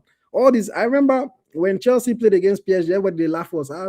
Liverpool now, if you take your own, there's enough to go around. At Premier League this season, all of us are rubbish this season. That's the honest truth. Only Arsenal that have been good in the Premier League this season, and now That's they're not It's and not now doing the well. Arsenal they are crumbling. Arsenal against Sporting is on Wednesday. You would expect they struggled a little bit in the first leg. Kai Havertz scored that late goal. You would expect Arsenal to beat Sporting though. So Mm-hmm. they will set up But the if they match. watch Bournemouth, that Bournemouth and Man City game, if you they watch would have that Man they would City have game, watched they would have watched it for sure. yeah, that Man City game, that was what Bournemouth was. Mm. That was like a template. So there's no solution to that for now. I'm sorry to say this again, but Arsenal. You got to the stage that Arsenal was looking for free kick around the area. Mm. Ready? They were falling down so that it can be locked ball. That is it because they had no clue. Mm. So for me, I also think that I don't know the reason why the Premier League did not perform well this year. Is it because of the games that they are playing? For me, I think the game is now becoming too much. I pity Declan Rice. He has played everything. So if the boy is not playing very well now, I don't blame him. He played nearly every game. He's fatigued. Some of these guys have played. People say that Van Dijk is dancing when he's marking. Why won't he dance? He played nearly every game this season, hardly Mm. injured. So, in my opinion, I think they need to decongest this Premier League. Maybe cancel the Carabao Cup because I don't think that one is important.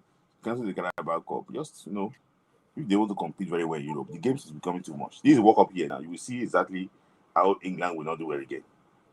You know, I don't really think that they can cancel the Carabao Cup because those smaller trophies they present, even though it's still the same big teams that win it season after season after season, Mhm. that's the reality. But they present an opportunity for smaller clubs to have a chance, at Who is potentially. smarter that won last? One last. That's what I'm saying. It's the same big teams. It's Man City, Liverpool. Those are the teams that win it. This thing, because I mean, yes, Liverpool beat Chelsea twice. They beat Chelsea once. Man City won it this year. Um, I'm trying to see the last small team that won it was Manchester United. In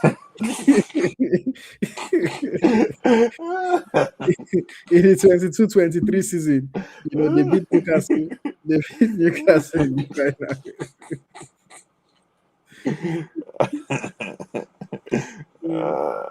So let me see. Yeah, so I mean, it's usually still a big team here. Chelsea lost Liverpool 2 finals. It's usually still a big team that wins, to be fair. But yeah, it's just an opportunity for these teams to have a chance. Chelsea, we've lost so many of these cup finals. Because the reason is this: if you win it, you're not going trophyless. That's the reason why. Yeah. Why did Guardiola threw chicken is kitchen sink to Argentina in the final? Everything he threw. Because at Why? least though, you go win Uh-huh. something. You win something, will not go trophyless. So Mm. clubs are thinking that what? But I can the go thing is that the competition in England is so much. All the English teams are competing against each other that maybe it does not fare well for us when we go and compete in Europe because and. we look at, like, for example, PSG. Everybody in France is doing whatever it takes to help PSG to go far.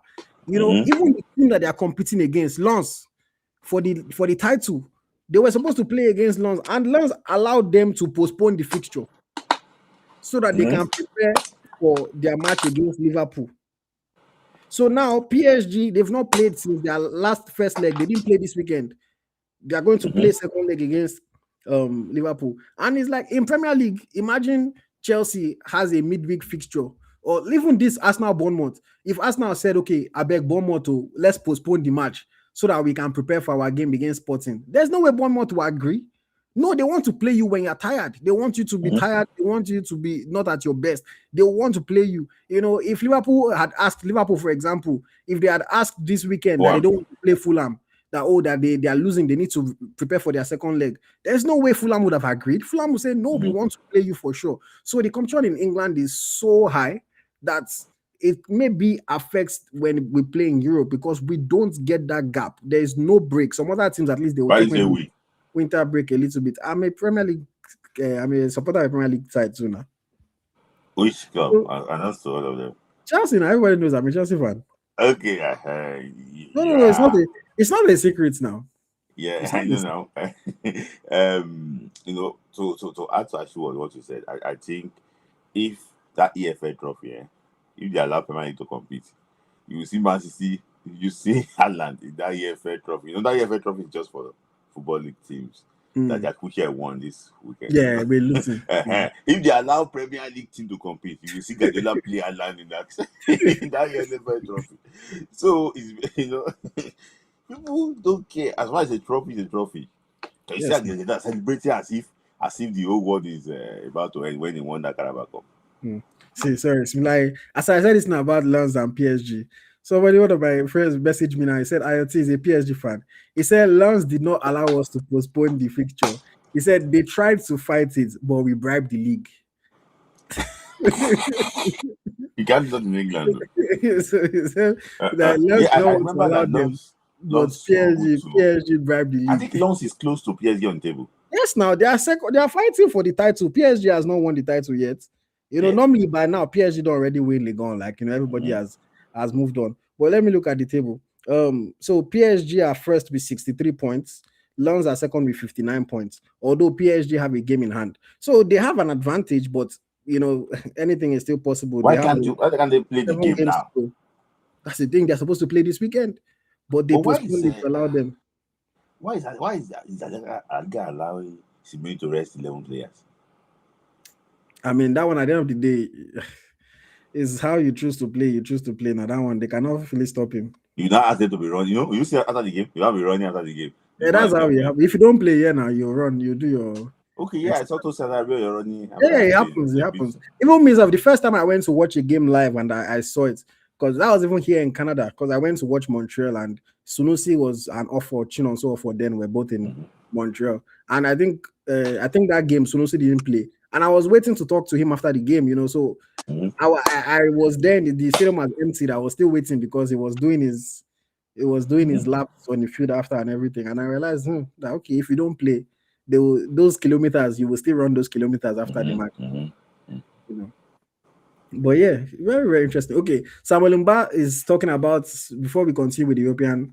Okay, you know what? Let's finish with the European roundup and then I'll come to your comments, Samuel Mba. So yes, that's that for the Champions League. In the Europa League, I believe we have one Nigerian player, or two clubs. Nottingham Forest will be facing FC Porto in the Europa League.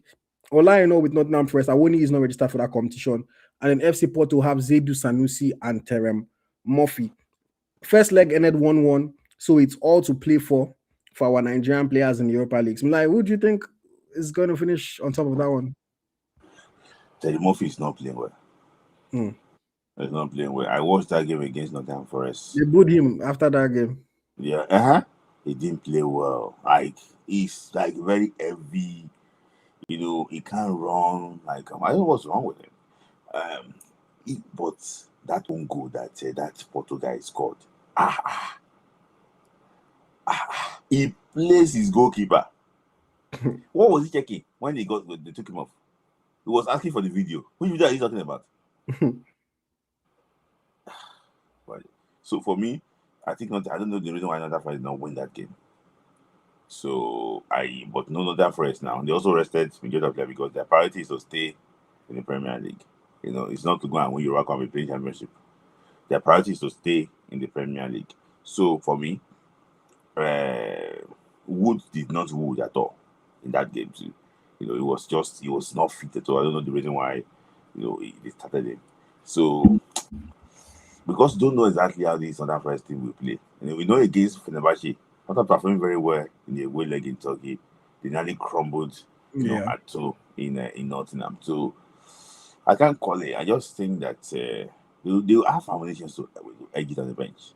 So maybe probably for Porto is not Porto. I think Porto. I think other first will progress. Porto is Mm. not Porto again. Yeah. I'm going to go with FC Porto. I think Porto will get the results, honestly. I think Porto will get the results. I just think that they are in a better run than Nottingham Forest.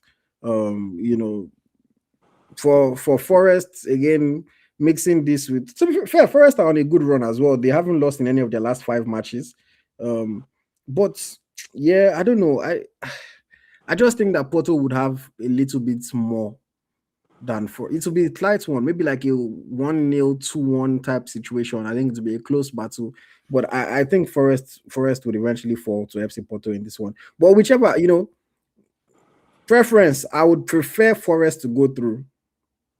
I would prefer Forest to go through. But I think that Porto will have a better chance of actually winning the title than Forest. So Mm-hmm. yeah, because the winner of their tie will probably face Aston Villa. Aston Villa, I mean, they just drew against Forest this weekend. But I think that over 2 legs, Aston Villa will beat Nottingham Forest. Mm-hmm. But I think that over 2 legs, for Porto would actually can actually pose a threat against Aston Villa, which Yeah. is interesting. So I'll tip Forest to lose against Porto. Porto go and face Villa in the semis, and then yeah, we'll see what happens. But yes, Villa will play Bologna, Betis will play against Braga, and Freiburg will play against Celta Vigo. But yeah. So, and then in the Europa Conference League, we also have one Nigerian player still battling it out in the Europa Conference League. We have Prosper Oba with Shakhtar Donetsk. They are going to be going up against AZ Alkmaar. They won the first leg 3-0, so they pretty much have 1 foot already in the semi-final of that competition. Oba did not play in the first leg. I think he played 1 or 2 minutes off the bench this past weekend. So we don't know if we'll get minutes in the second leg, but let's see how it goes. But yeah, Shakhtar should already be through to the semi-finals of that one, and they will most likely be playing against Crystal Palace because Crystal Palace won their first leg 3-0 against Fiorentina. Unfortunately, Chrysanthos Uche is not registered in this competition for Crystal Palace, so even if Palace win, Uche would not be part of the title-winning team. And then the other bracket, we have Rayo Vallecano against AEK. Rayo Vallecano with a 3-0 first leg win, and then Mainz against Strasbourg. Mainz also with a 2-0 first leg win over Strasbourg. So yeah, Shakhtar have a decent chance. If they beat AZ, they can beat Crystal Palace. It will be a tough match. And then they can beat Rayo or Mainz from the other side. It won't be easy, but let's see what happens. But we're wishing our Nigerian players all the very best.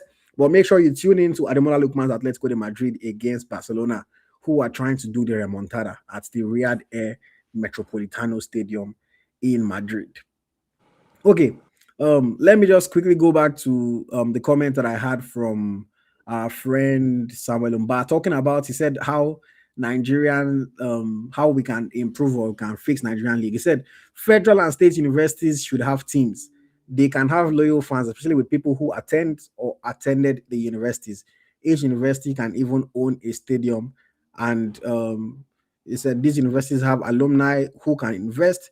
Then in 2 years, the league and the teams would run itself. You draft players from high school, giving them scholarships at any university and play. So I mean, yeah, pretty much talking very closely to the kind of system that we have here in the North Americas, like the university system here.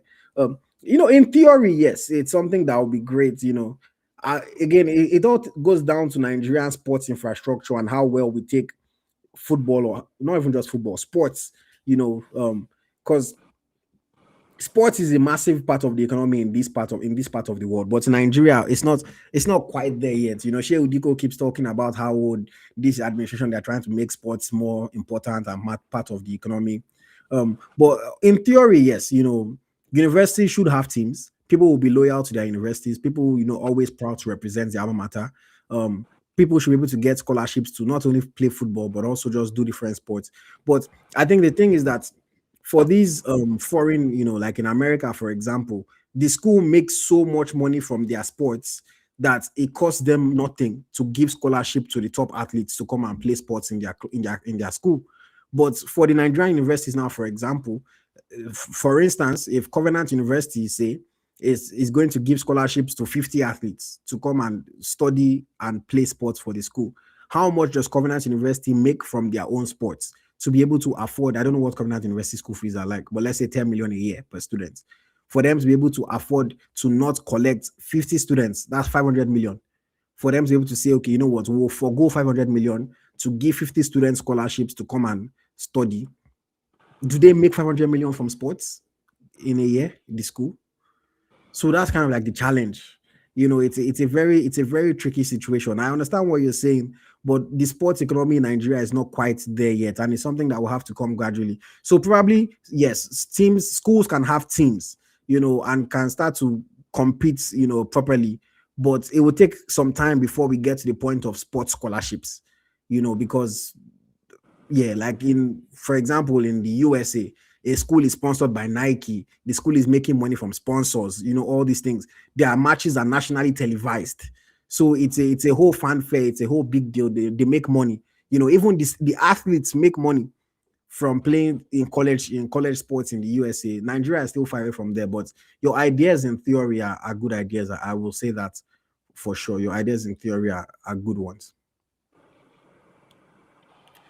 Okay, okay, okay, okay. Charles, I've seen your comments, but Charles, you'll have to wait. You'll have to wait a little bit, and then I'll be able to get to you because you're asking about Super Eagles. We never reach there.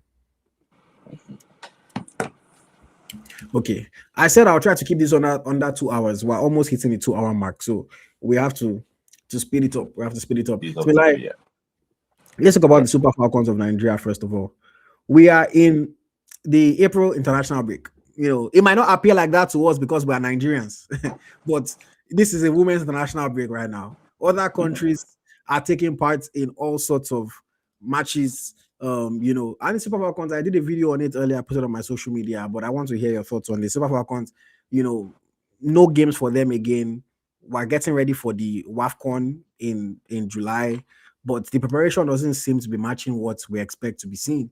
Smilai, what are your thoughts on this? It's I see you've echoed this thing. And shout out to those that supported this thing. A big fan of Super Falcons. For me, IoT is just a big shame. It's a big shame. I looked at the teams that are meant to compete for these, WAFCON coming up in July. They are all active, preparing for this tournament, but the Falcons are not, preparing. And the issue is this: the guys there, they don't care. IoT, they don't care. They play politics with everything. They were start running and you know what? We are getting Cape Verde, South Sudan, Togo is a lie. They don't think they want to engage these girls in each other. It's just so bad, IoT. I don't know exactly where to start. Female football is not a priority in this country, and this is the only national team that's probably the best in Africa. So I don't know exactly how to put it. IoT is just a big shame. And what even like make it more shameful is that Ibrahim Gusso posted on his Twitter account, on his Instagram account with Bukola Lopade, two people that does not have any reputation, saying that Gusso is doing very well with the Falcons. He qualified. I was like, these people, I just don't understand what is going on. And for good of post it with all this nonsense taking place. It's so shame. It's so shameful. It's so shameful. I don't know exactly where to start. I just hope that these girls will qualify for the World Cup. See, IoT, you once interviewed around the world drum before. and you discuss a lot of things, with Randy Wardrum. His fear is that he's going to get to a stage and we might not even go to the World Cup. Yes. If we did not qualify for the World Cup, and you know what? They will start running from pillar to post, try to petition FIFA, and and looking and looking for loopholes again. IoT is so shameful. It's so shameful. See, I'm not like we don't want to talk about this or no. Ibrahim Gusso should not even have any right to talk. In fact, no media outlet should even dare put mic in front of Ibrahim Gusso. Anytime in the olden days, anytime people misbehave, they send them out of the town. Ibrahim Gusso just wait for September, pack his load, and just leave. This guy failed. When Randy Wardrum was the coach, we were playing Canada now. IoT. We went to go and cover one. Yeah. We were playing Canada. It's too much. We play America. It's too much. Now we are playing Togo, Cameroon, foot. We are chasing South Sudan for friendly game. IoT. South Sudan, from USA to South Sudan. But for friendly game, IoT, with due respect to South Sudan, we not get shame. And that is why, that tells you about the brain, the type of brain that they inside Gusso, Ojiko, and Olopade, all of them all together. Because I see them as the best of the same feather.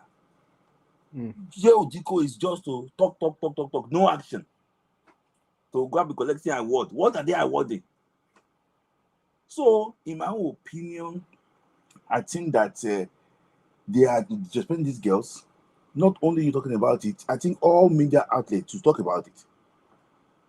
But some people we don't want to say because of fear that maybe be in the private jet to go to the Super Eagles jet that will go, or to not cover Super Eagles game again. They're not talking. Even prominent people, IoT, they're not talking. No. Just keep it quiet. But I just hope that this time will pass. That's my take.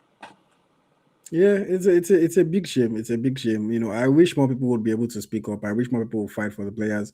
The players speak up every now and then. You hear their voices here and there, but they don't really speak up as one. I'm close to some of these players, so I know the struggles that they go through. I know the conversations that they have with these people. They'll say, don't cause trouble. Oh, leave it. And it's always a thing of just trying to be diplomatic while still getting your complaints out there. It's a shame. I mean, this, in fact, some of the things that I'm even just wondering about, like, for example, some of the matches that the teams are taking part in this window is part of the FIFA series. And I was wondering, okay, what does it even take to be part of this FIFA series? If it's that we'll go and beg FIFA, put us as part of your FIFA series, at least maybe see friendly match play. Because just this past few days, Cote d'Ivoire played against Mauritania. Yes, Mauritania is not a big team, but it's part of the FIFA series. The game was publicized. Everybody was able to watch the game. They won the match 8-0, a bit of a joke. But still, they were able to play that game. DR Congo played against Indonesia. They have one more game coming up, I believe, against Thailand or so. No, they are playing Thailand, yes, on Wednesday. So that one is going to be a second game for them. Cote d'Ivoire, I think they have one other game coming up as well. I can't remember. Zambia played against Canada. They lost 4-0 against Canada. So tough result for Zambia, but I think they have a game against Brazil coming up and one other game. Funny enough, just a quick point. One girl that scored 2 goals for Canada against Zambia. Her name is Annabelle Chukwu. She's 19 years old. She scored 2 goals for Canada against Zambia. Obviously, Nigerian descent, but There's one guy I played in Manchester here now. Young player. What do you say? There's one guy I played in Manchester here. I saw her somewhere. She played for Man United, for Canada. Is it Simi Awujo? Simi, yes. Yeah, Simi Awujo. Yeah. I know. Awujo, yes. So this Annabelle Chukwu now, she's Canada's next bright youngster, 19 years old, already in the first team. And she's having a good start. Canada is coming to England now. I mean, the Canadian talents, they are coming up here and there, but Nigerians that have traveled to Canada, they are really, really helping them. I can't even lie. Like Nigerians are really helping Canada, not only their women's football, but even their men's football as well. So it's interesting. I wish I was the best to the Annabelle girl. If only Nigeria. But you know, like as bad as our scouting is for foreign diaspora born talents for the men's side, you can imagine it's even worse for the women's side. Like for the women's own, they don't hear about the like trust me, they don't know this Annabelle Chukwu girl from anywhere. You know, they don't know any of these players until maybe they are 23. Then they are the ones that now say, "Oh, I'm ready to play for Nigeria," or maybe they speak to somebody in the media or something. Then that's when they will know about them. They don't scout youth players in women's football. They don't Well, I check think on it it. was Andy Wardle I was counting them. Randy Wardrum, because he had network, he had people, the ones that came under Randy Wardrum, the pains, that's part of what I spoke about even in my interview Jennifer with Ishigide. I mean, Guinea, Jennifer Pain, Ishigide, yeah. Okoronquo, Alozie, those players that part of the But core of our team. even Ashley Plunter. The reason why they came, most of them, is because of Randy Wardrum's contacts Mm-hmm. and the people that he knew, that he was able to speak. He said Tony Payne, he had known her because he used to play against her in college football. So that one, it was easy for him to, I've played this girl, I know she's Nigerian. Okay. Connection. Alozie's own he was looking for players. Alozie's coach reached out to him and said, "We have a girl in our team. Oh, she's Nigerian. Do you want to check her out?" So that one is because Alozie's coach knew Waldron personally. So when he heard that Waldron was looking for players, he went and recommended her and checked her out. Esther, similar thing, because she was playing in the US and he knew people that were close to her, and so. And that's one of the biggest things. Like when Randy was there, as much as people criticized Randy for a lot of things, even I criticized him after the WAFCON in 2022, even though he did decent, we had our issues with the red cards in the semis against Morocco, 2 red cards in the semis, protested before the game against Zambia. We ended up finishing 4th. People were bashing him through the high heavens, But one thing that he did when he was the coach of the Super Falcons is that he fought. He fought for the Super Falcons. He fought for them to play important matches, for them to get preparation. He knew that some of these things would even make him get bashed by Nigerian sections of Nigerian media, get bashed by the NFF. We saw the NFF communications director that was calling him a blabbermouth, saying that he's the worst coach ever. He knew that these things would come with consequence for him, but he fought. He fought. Now we have a coach that, with all due respect, does not give a damn because he's their boy. He's their boy. He didn't earn the position. They gave him the position. So what's he going to say? If he talks too much, they will throw him out and they will give somebody else the role. So he cannot talk too much. He cannot even talk. Because as a coach, how can you be comfortable with the way things are being done? How can you be satisfied with the way things are being done? You should boy. He's somebody that is the way Rosinho is with Chelsea. He cannot talk because now they are person. They didn't give you the job. You didn't earn the job. They gave you the job. So now you have to just do whatever they say you should do. And it's a shame. That's one of the biggest, whatever anybody thinks of Randy Wardrum, the one thing that he did until he left is that he fought for the Falcons. Even he fought, he gave his heart. He's not Nigerian, but he gave his heart for the Falcons. Even when his wife was going through issues, he kept it secret. He was still fighting for the Falcons. He wasn't making excuses. Despite that they sacked his that they didn't let his assistants go. He still made the best out of what he had. But now there's nobody. Call the assistant names. Yeah. It's like they did everything for that man not to succeed. He fought until the very end. And he brought in a coach he's just happy to be there.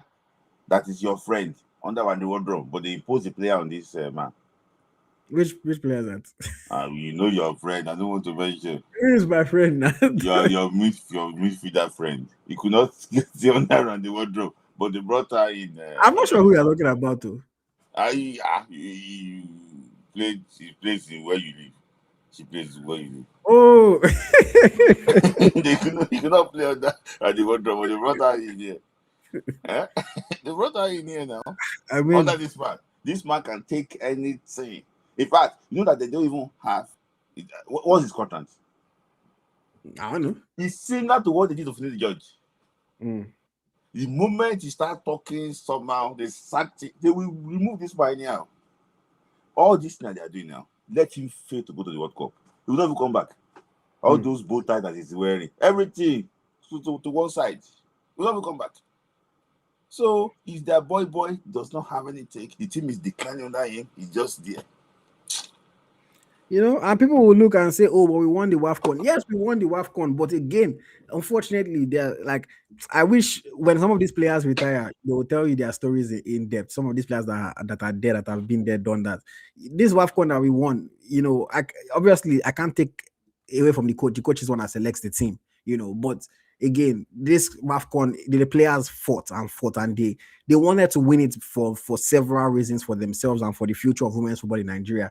If the Falcons did not win this WAFCON, believe me, things would even be worse than what we're talking about right now if they did not win this last WAFCON. But then the WAFCON that is coming up, WAFCON 2026, the unfortunate part of it is that if they don't retain the title now, people will be insulting them. People will be bashing them. They'll be saying all sorts of things about these players. But people will not remember that there are those that are supposed to get things in place for them. I saw somebody on Instagram that was commenting that, hey, you complain too much. Didn't they just play against Cameroon last month? Why must they have another game? And I'm like, some people just don't even have knowledge of how these things work. The international window, the international calendar is made in a certain way for a reason. How can you say because they played Cameroon last month, then why you complain that they don't have a game? Other teams that played last month and are playing now, do they have to wait? Is there something wrong with them? Are they crazy? Do we know something that they don't? But people don't understand. And then if they go and they struggle against a team like Morocco or against a team like the Ivory Coast or something, people will say, hey, look at these Falcons. If not to make TikTok, if not to do this, if not to do that, that they are there, but to come and win games. And we don't understand that they don't get enough preparation. The talents that we have is what is keeping us above the rest. Other teams don't have the level of talents that we have. They just don't. But they have superior preparation, superior organization, and ultimately that gap keeps on closing. Look at the last WAFCON. We had to fight to score a late goal. I was here against South Africa in the semi-final. We had to fight to come from 2 goals behind, and Echegini scored that winner against Morocco in the final. Eventually, that gap is going to close, man. We can't keep bailing ourselves out. Eventually, that gap is going to close because other teams are pushing and we are not trying to get further away from them than we are right now. It's a shame, but I mean, some people just refuse to understand. Some people cannot understand. And I wish that the NFF just will keep hearing this and will keep doing better. And I wish that for my friends in the media, like I understand you want one favor or the other, but don't sell your integrity for a seat on a plane. Don't sell your integrity for access to certain people. The cream always rises to the top. If you're that good, you'll still get all these things. Speak up, man. Speak up. Shout out to someone like Ademola Victor. Ademola Victor speaks up. He says his thing, and that's a man that I respect and I like what he does. But a lot of these other guys, they're having concerns about all sorts of things on social media, but they will not put their mouths, they will not lend their mouths in these kinds of conversations. It is well. Let's go to Super Eagles real quick. The Super Eagles of Nigeria. As we're talking about the Super Falcons not having friendly matches, we already know who the Super Eagles are going to play in May. We know who they are going to play in June. In the Unity Cup in May, we're coming to defend our title in Charlton Athletic, the Valley Stadium in London. Charlton is in London. Yeah. So we're going to be facing Zimbabwe and Jamaica or India. big friendlies. But it's the Unity Cup. It's not going to be the top players. It's not going to be the big teams. Indeed, I forgot to speak about Indeed earlier. Indeed is injured for 6 weeks, so he'll probably not be there. The likes of Osimhen will probably not be there. Lukman will just have finished winning the Champions League, so he'll probably not be there. And some of our other players will not be part of that one. That will be a chance for the coach to bring in some new boys. Maybe you'll bring in some NPFL boys, take them on a trip to London like they did last time. And the things mixed. But regardless, we're playing Zimbabwe and Jamaica or India. So, like, your thoughts on this Unity Cup? No, it's another way to, it's the idea of the cup is good. It's to unite all these Commonwealth countries, to come together. It's a long history, to come and celebrate. And this time around, Ghana withdrew from the Unity Cup because they will play in the World Cup. They want to play against Mexico around that time that we play. That will be the first time that Coach Carlos Corres will be in charge of the Black Stars of Ghana. So, and Trinidad and Tobago too did not, participate. But the ones that we play is Jamaica and Nigeria has been a team that is always ever present, in this Unity Cup. So Nigeria is what I call Agbaia because we are the highest ranked team there, 36 in the world. India is maybe probably below 100. Jamaica is 71. I think Zimbabwe is probably around 70 something too. You know, so it's Like just so yeah, what you are saying, putting it on the screen. Nigeria yes, is okay. 26, India 71, Zimbabwe 130, Jamaica Eh, 136. Zimbabwe is 136. Yeah. I don't think so. Wait, I'll be this. My graphic designer get this wrong. Um, Eh, let Jamaica me cannot be 136. So wait. Let me check again. Let me check again. But eh, Jamaica, if Jamaica beat DR Congo, do you think they would have come for this one? no, they won't have come. Mm. Mm.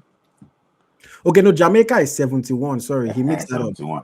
Jamaica Yeah. is 71. It will be India and Zimbabwe that will be 130 and 136. Yeah, sorry. Yeah, that's Yeah. So I know that those ones we probably Jamaica is probably 71. So is Nigeria seems to be the highest, ranked team around those states. So let's see exactly. The last time Nigeria played against India, we lost 99-1, and I hope that the scoreline will not repeat itself.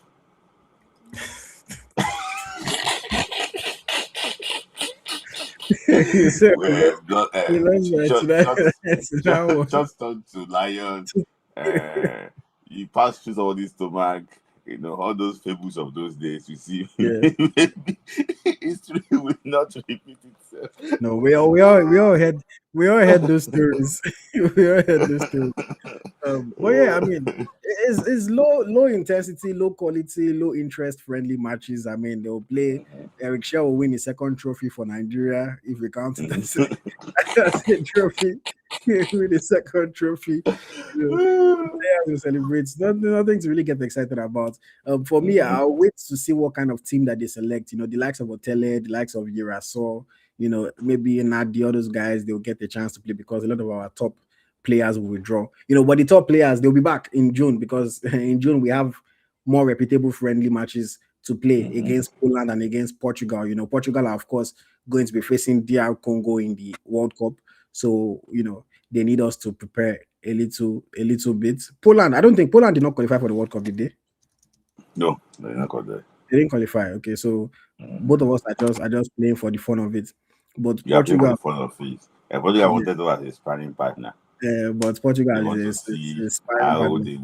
how they will remove the DR Congo teeth from during the World Cup. So they want to check our teeth, compare it to how they will remove DR Congo teeth during the World Cup itself. But it's going to be fun, It's going to be fun. I'm looking forward to that one as well. I mean, it's the first time that Eric Shell will be facing a competition that is not African side, except the Unity Cup. Is that right? No, he faced Russia. Oh, true. That's very true. He also faced Japan. Okay, he faced Russia. No, that was Unity Cup. Catch Russia as not. Russia is. I mean, it's not Africa. It's just Russia. It's European competition. I think Russia, they are European now. Because I don't see them in UEFA, but I just hear them that we played against any country they could lay their hand upon, since the Super Falcons.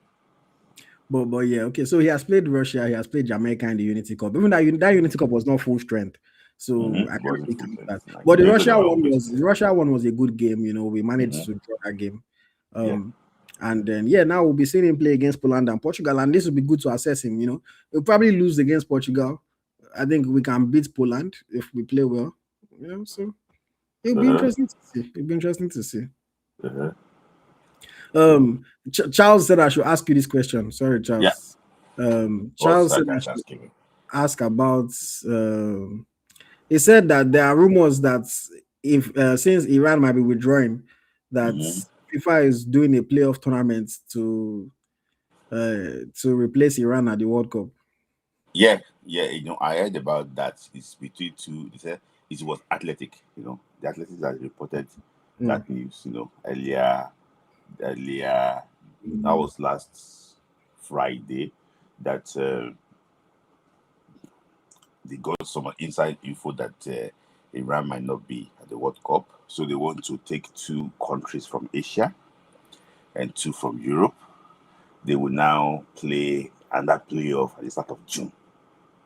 So that playoff is going to be in Mexico to see who. It's like people already going. It's like a mini tournament that we just who will slot in. So 2 So people are thinking that it's going to be Italy and Denmark. I think Italy and Denmark also, is it? Italy and Denmark, and two from Asia too. I don't know the rationale that FIFA want to use to do that, but for me, I think it's the responsibility of FIFA to make sure that Iran play in America, and also too is also because I know that things that happened in the past before, that a competition was taken away from Uzbekistan. Uzbekistan also. Uzbekistan. There are some countries will not be safe there. I don't really remember a country that I don't want to mention their name. They are in partnership with America, so they will not be safe in that country. So I think they move that tournament to a particular different location, because that country will not be safe in that Uzbekistan. So for me, I just think that all this drama should end. I think that FIFA should hold themselves that they want this tournament to be the best in the world, to be the best ever. 48 teams should be celebration. And I think that if you could play up to like 16 games before going to this tournament, you deserve to be there yourself. So just put it that way. So if they are thinking about anything, I just think that I know that Athletic that is suggesting that one, but if they are just saying it, I think that Iran deserves to actually play in America. That's my own take. In case they're thinking about it. Yeah. And then yeah. No, it's a bit crazy, because I think Iran were initially trying to get their games relocated, but FIFA rejected their request to relocate the matches, which I can understand from FIFA's point of view, but at the same time, God logistics. Yeah, because of logistics and everything, and for the other countries that they are going to be facing. What if they qualify from that group and have to come back to? They have to come to America to play the knockout, So it's a whole thing, and the reality of it is like, yes, you say like, it's FIFA's responsibility to make sure that Iran can play at the World Cup, but at the end of the day, America right now, no matter how they want to do it, this American regime is hard to do anything with them because they didn't give them visa for the draws. That's what I'm saying. So it's just hard, man. It's really just tough. Like, it's a shame, because this is I cannot talk too much. I'm on public forum before they mark me. I'm like you. It is before so they because mark me, but they normally spot it that talking about US election. when next time that I want to enter their country now, they will say I cannot enter because I said something bad about them. So no, I just say no. Saying is the responsibility for them to play. You don't think it's bad? No, I know. But now if you apply for their visa, they go ask you for your social media now. So so all these things and is it their visa ticket to heaven? I beg you.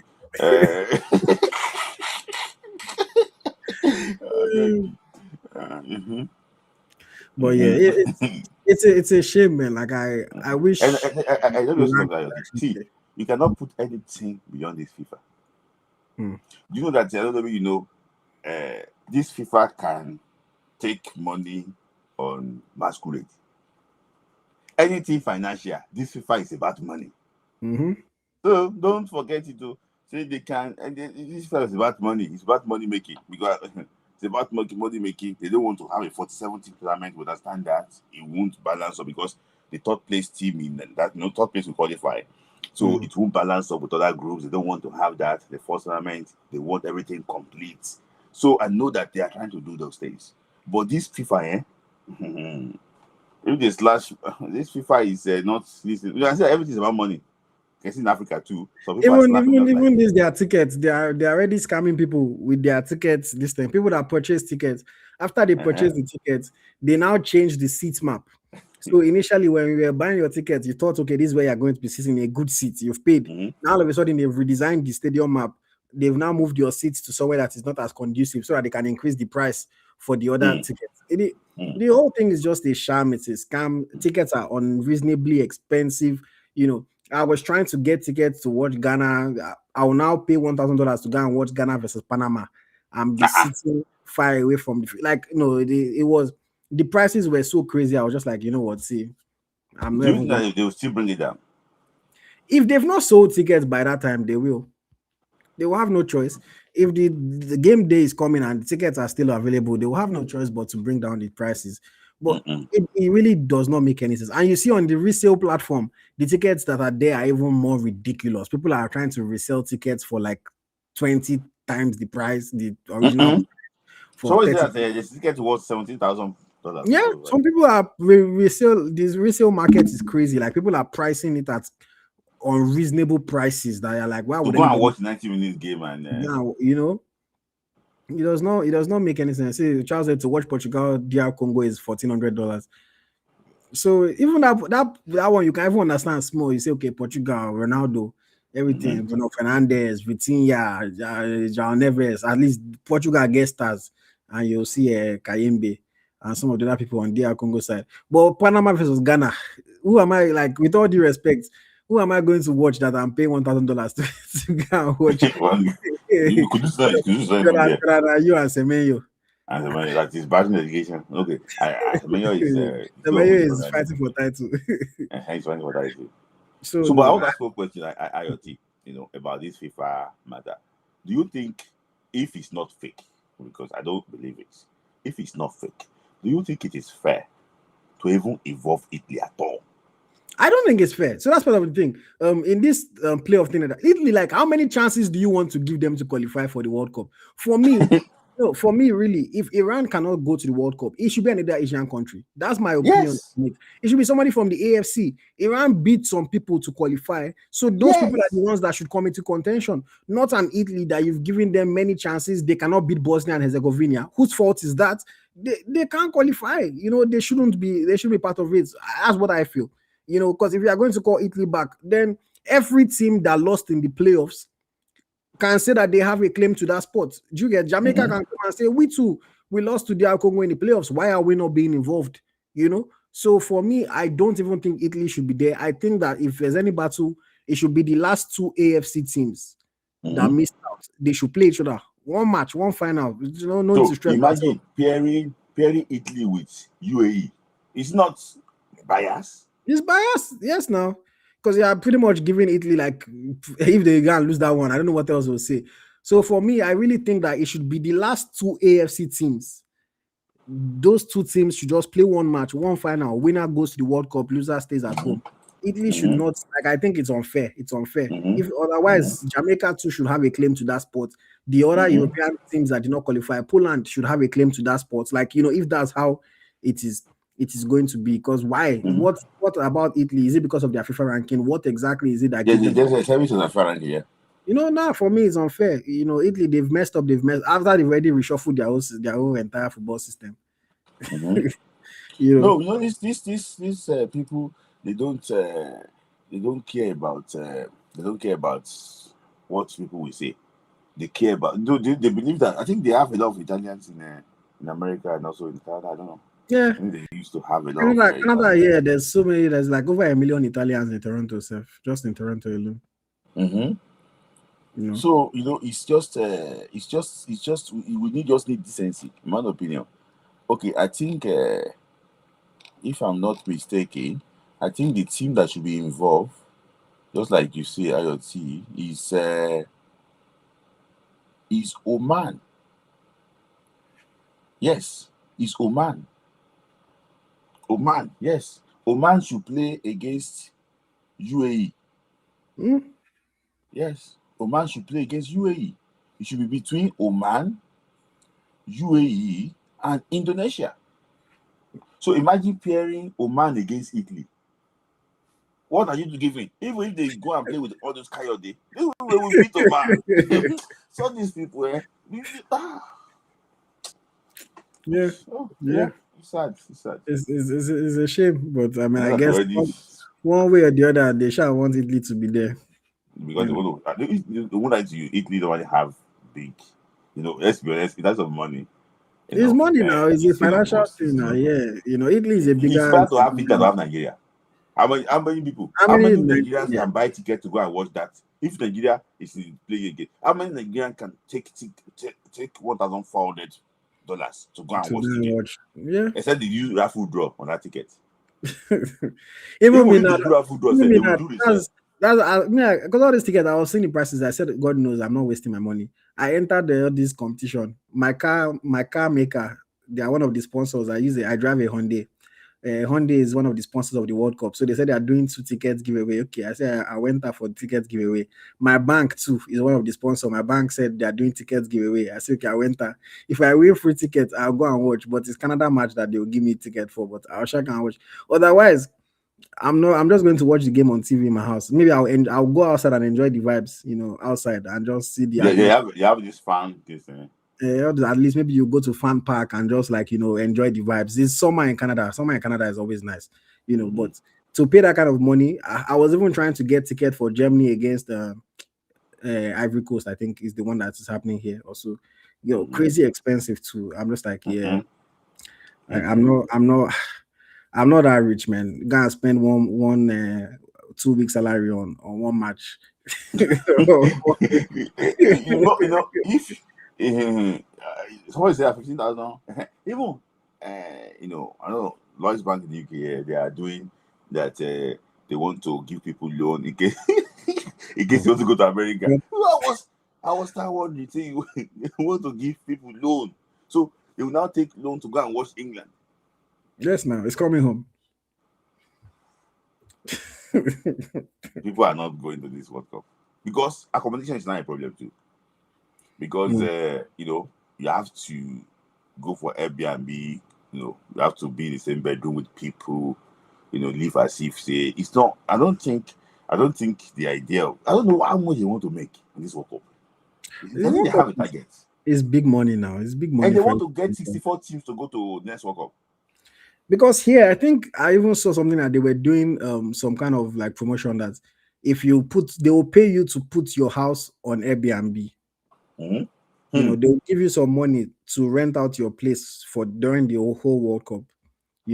So people that live here, they're going to make serious money. Because imagine somebody that lives like downtown Toronto, where a 1-bedroom apartment downtown Toronto is maybe like 3,000 a month or 4,000 a month, depending on the size of the apartment. They'll make that 4,000 in 1 week or during the World Cup, or even 2 weeks max. They will make that money. So it's it's business for some people, and they'll find a friend to sleep with or something. So, yeah, they will just that's it now. Even because sorry to divert, the Kenya, Uganda, Tanzania, Akor. There's no accommodation to those people. They don't have hotel in Kenya. Kenya has hotel now, Nairobi. Which is in the bush. Which is I don't think they have enough accommodation, because for Morocco to even struggle to host those the number of visitors that visited during the last Akor, I don't think Kenya will. I think Kenya. I don't think Kenya can host this bigger tournament. And it's going to be 20 teams. So I think it's going to be very tricky. Let's see, Sha. We're already we've gone well past time. But yes, anybody that wants to come to Canada for World Cup, comes Canada, we can link up that one. I'll be around by the grace of God. Just to enjoy. Are you going to do meet and greet for them, for fans? If they come to Canada, I'll you do meet and greet now. Just no problem. That one, see me, is when it's cold. Like now, it's still cold. When it's cold, I don't like going out too much. But in the summer, when it's hot, when I can go out, just wear t-shirts, wear shorts, this thing, I can be outside. That was not even a problem. And plus World Cup vibes. Like I said, I'll just be going, to just enjoy the soaking there. Even if I don't have ticket for the game, just to soak in the atmosphere. The day that Ghana collect money for fan zone. No, I don't think so. No, I don't think so. It's supposed to be free. Because America, I'm saying they want to come. But like the day that Ghana is playing now in Canada, in Toronto, I'll just go outside and just be chopping it up with my Ghanaian brothers and sisters, man, and just be vibing. Like, I think it would be a nice vibe, like World Cup in my country. Like, it's the first time that I'll get to experience something like this. So I might as well just make the most of it, even if I cannot watch the game in the stadium. Yeah. Unless maybe I get free ticket from one of the Ghanaian players. If anybody here has Kudusi's phone number or Semenyo's phone number, if you have Semenyo's phone number or Ayu or one of the other smaller boys, Kamal Din Sulemana, anybody, Just tell them that Mm-hmm. you know what, you have one brother in Canada that is looking for ticket to their game against Mm-hmm. Panama. Or if Mm-hmm. you know any of the Ivorian players, Ahmad, Yeah. you know, it would be nice to watch. I know Drogba will be here probably because Drogba has Canadian. He played in Canada before, so he'll probably come here to Mm-hmm. watch the game. And that Germany Ivory Coast game, that's the one game that I actually wanted to like. I wanted to get tickets for that match because that's a big match, you know. Mm-hmm. But it's just stupidly expensive prices that I'm just like, Mm-hmm. yeah. In fact, thank God I'm not married yet because if I have a wife and I buy that ticket, my wife is the kind of money that your wife can even divorce you. That our husband is not is not financially wise. Uh-huh. The kind of money that is spending on tickets. I want to open their ticketing center now to even see what kind of Mm-hmm. pricing I'll see now if I check it today. Hey, FIFA. But if Mm-hmm. you want to get their hospitality packages are still available. Mm-hmm. Those ones are for the rich of the rich. Mm-hmm.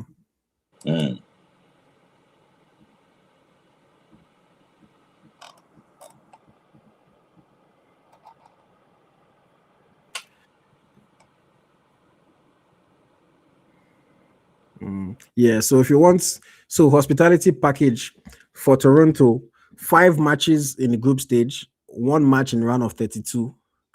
You get pitch side lounge, trophy lounge, champions club, everything 17,300 per person. Mm-hmm. So that one is for the big boys. You have to have money Mm-hmm.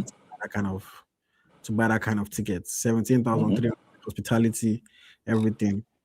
That's the kind of money that, like, I mean, if you have the money, you experience the World Cup in luxury. Why not?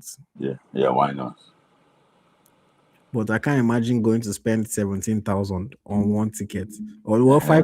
6 tickets technically, six matches, but Mm-mm. does That's not too even much. it does not make sense. That's Mm-hmm. that's crazy, crazy money to spend on football. How much are you Yes. making? Ah, if you're a footballer here, but some Uh-huh. regular 9 to 5, spend that kind of money. It's crazy. Yeah. And there were the I'm just trying to check the ticket prices. Thing is so just that taking. people can go and buy. Yeah, if anybody here is interested, you can go and buy. One of my friends that even he bought his tickets in the initial draws that they did, so he was able to get it at a reasonable price. Now, if he wants to How resell much? it, when he bought his own, I think it was 250 Mm-hmm. per ticket. Luckily for him. But that was before you even knew the match you were buying for. Now, when you were just buying, you were just Mm-hmm. buying for in that stadium, but you did not know which match it was going to be. But I think his Mm-hmm. match ended up being a decent match. Okay, so now I'm looking at Ghana Panama on the 21st of June. I think it is. Uh, I'm trying to see. Yes, Ghana Panama on the 21st of June. The tickets are going as high as 11,385 Canadian dollars. Mm-mm. Mm.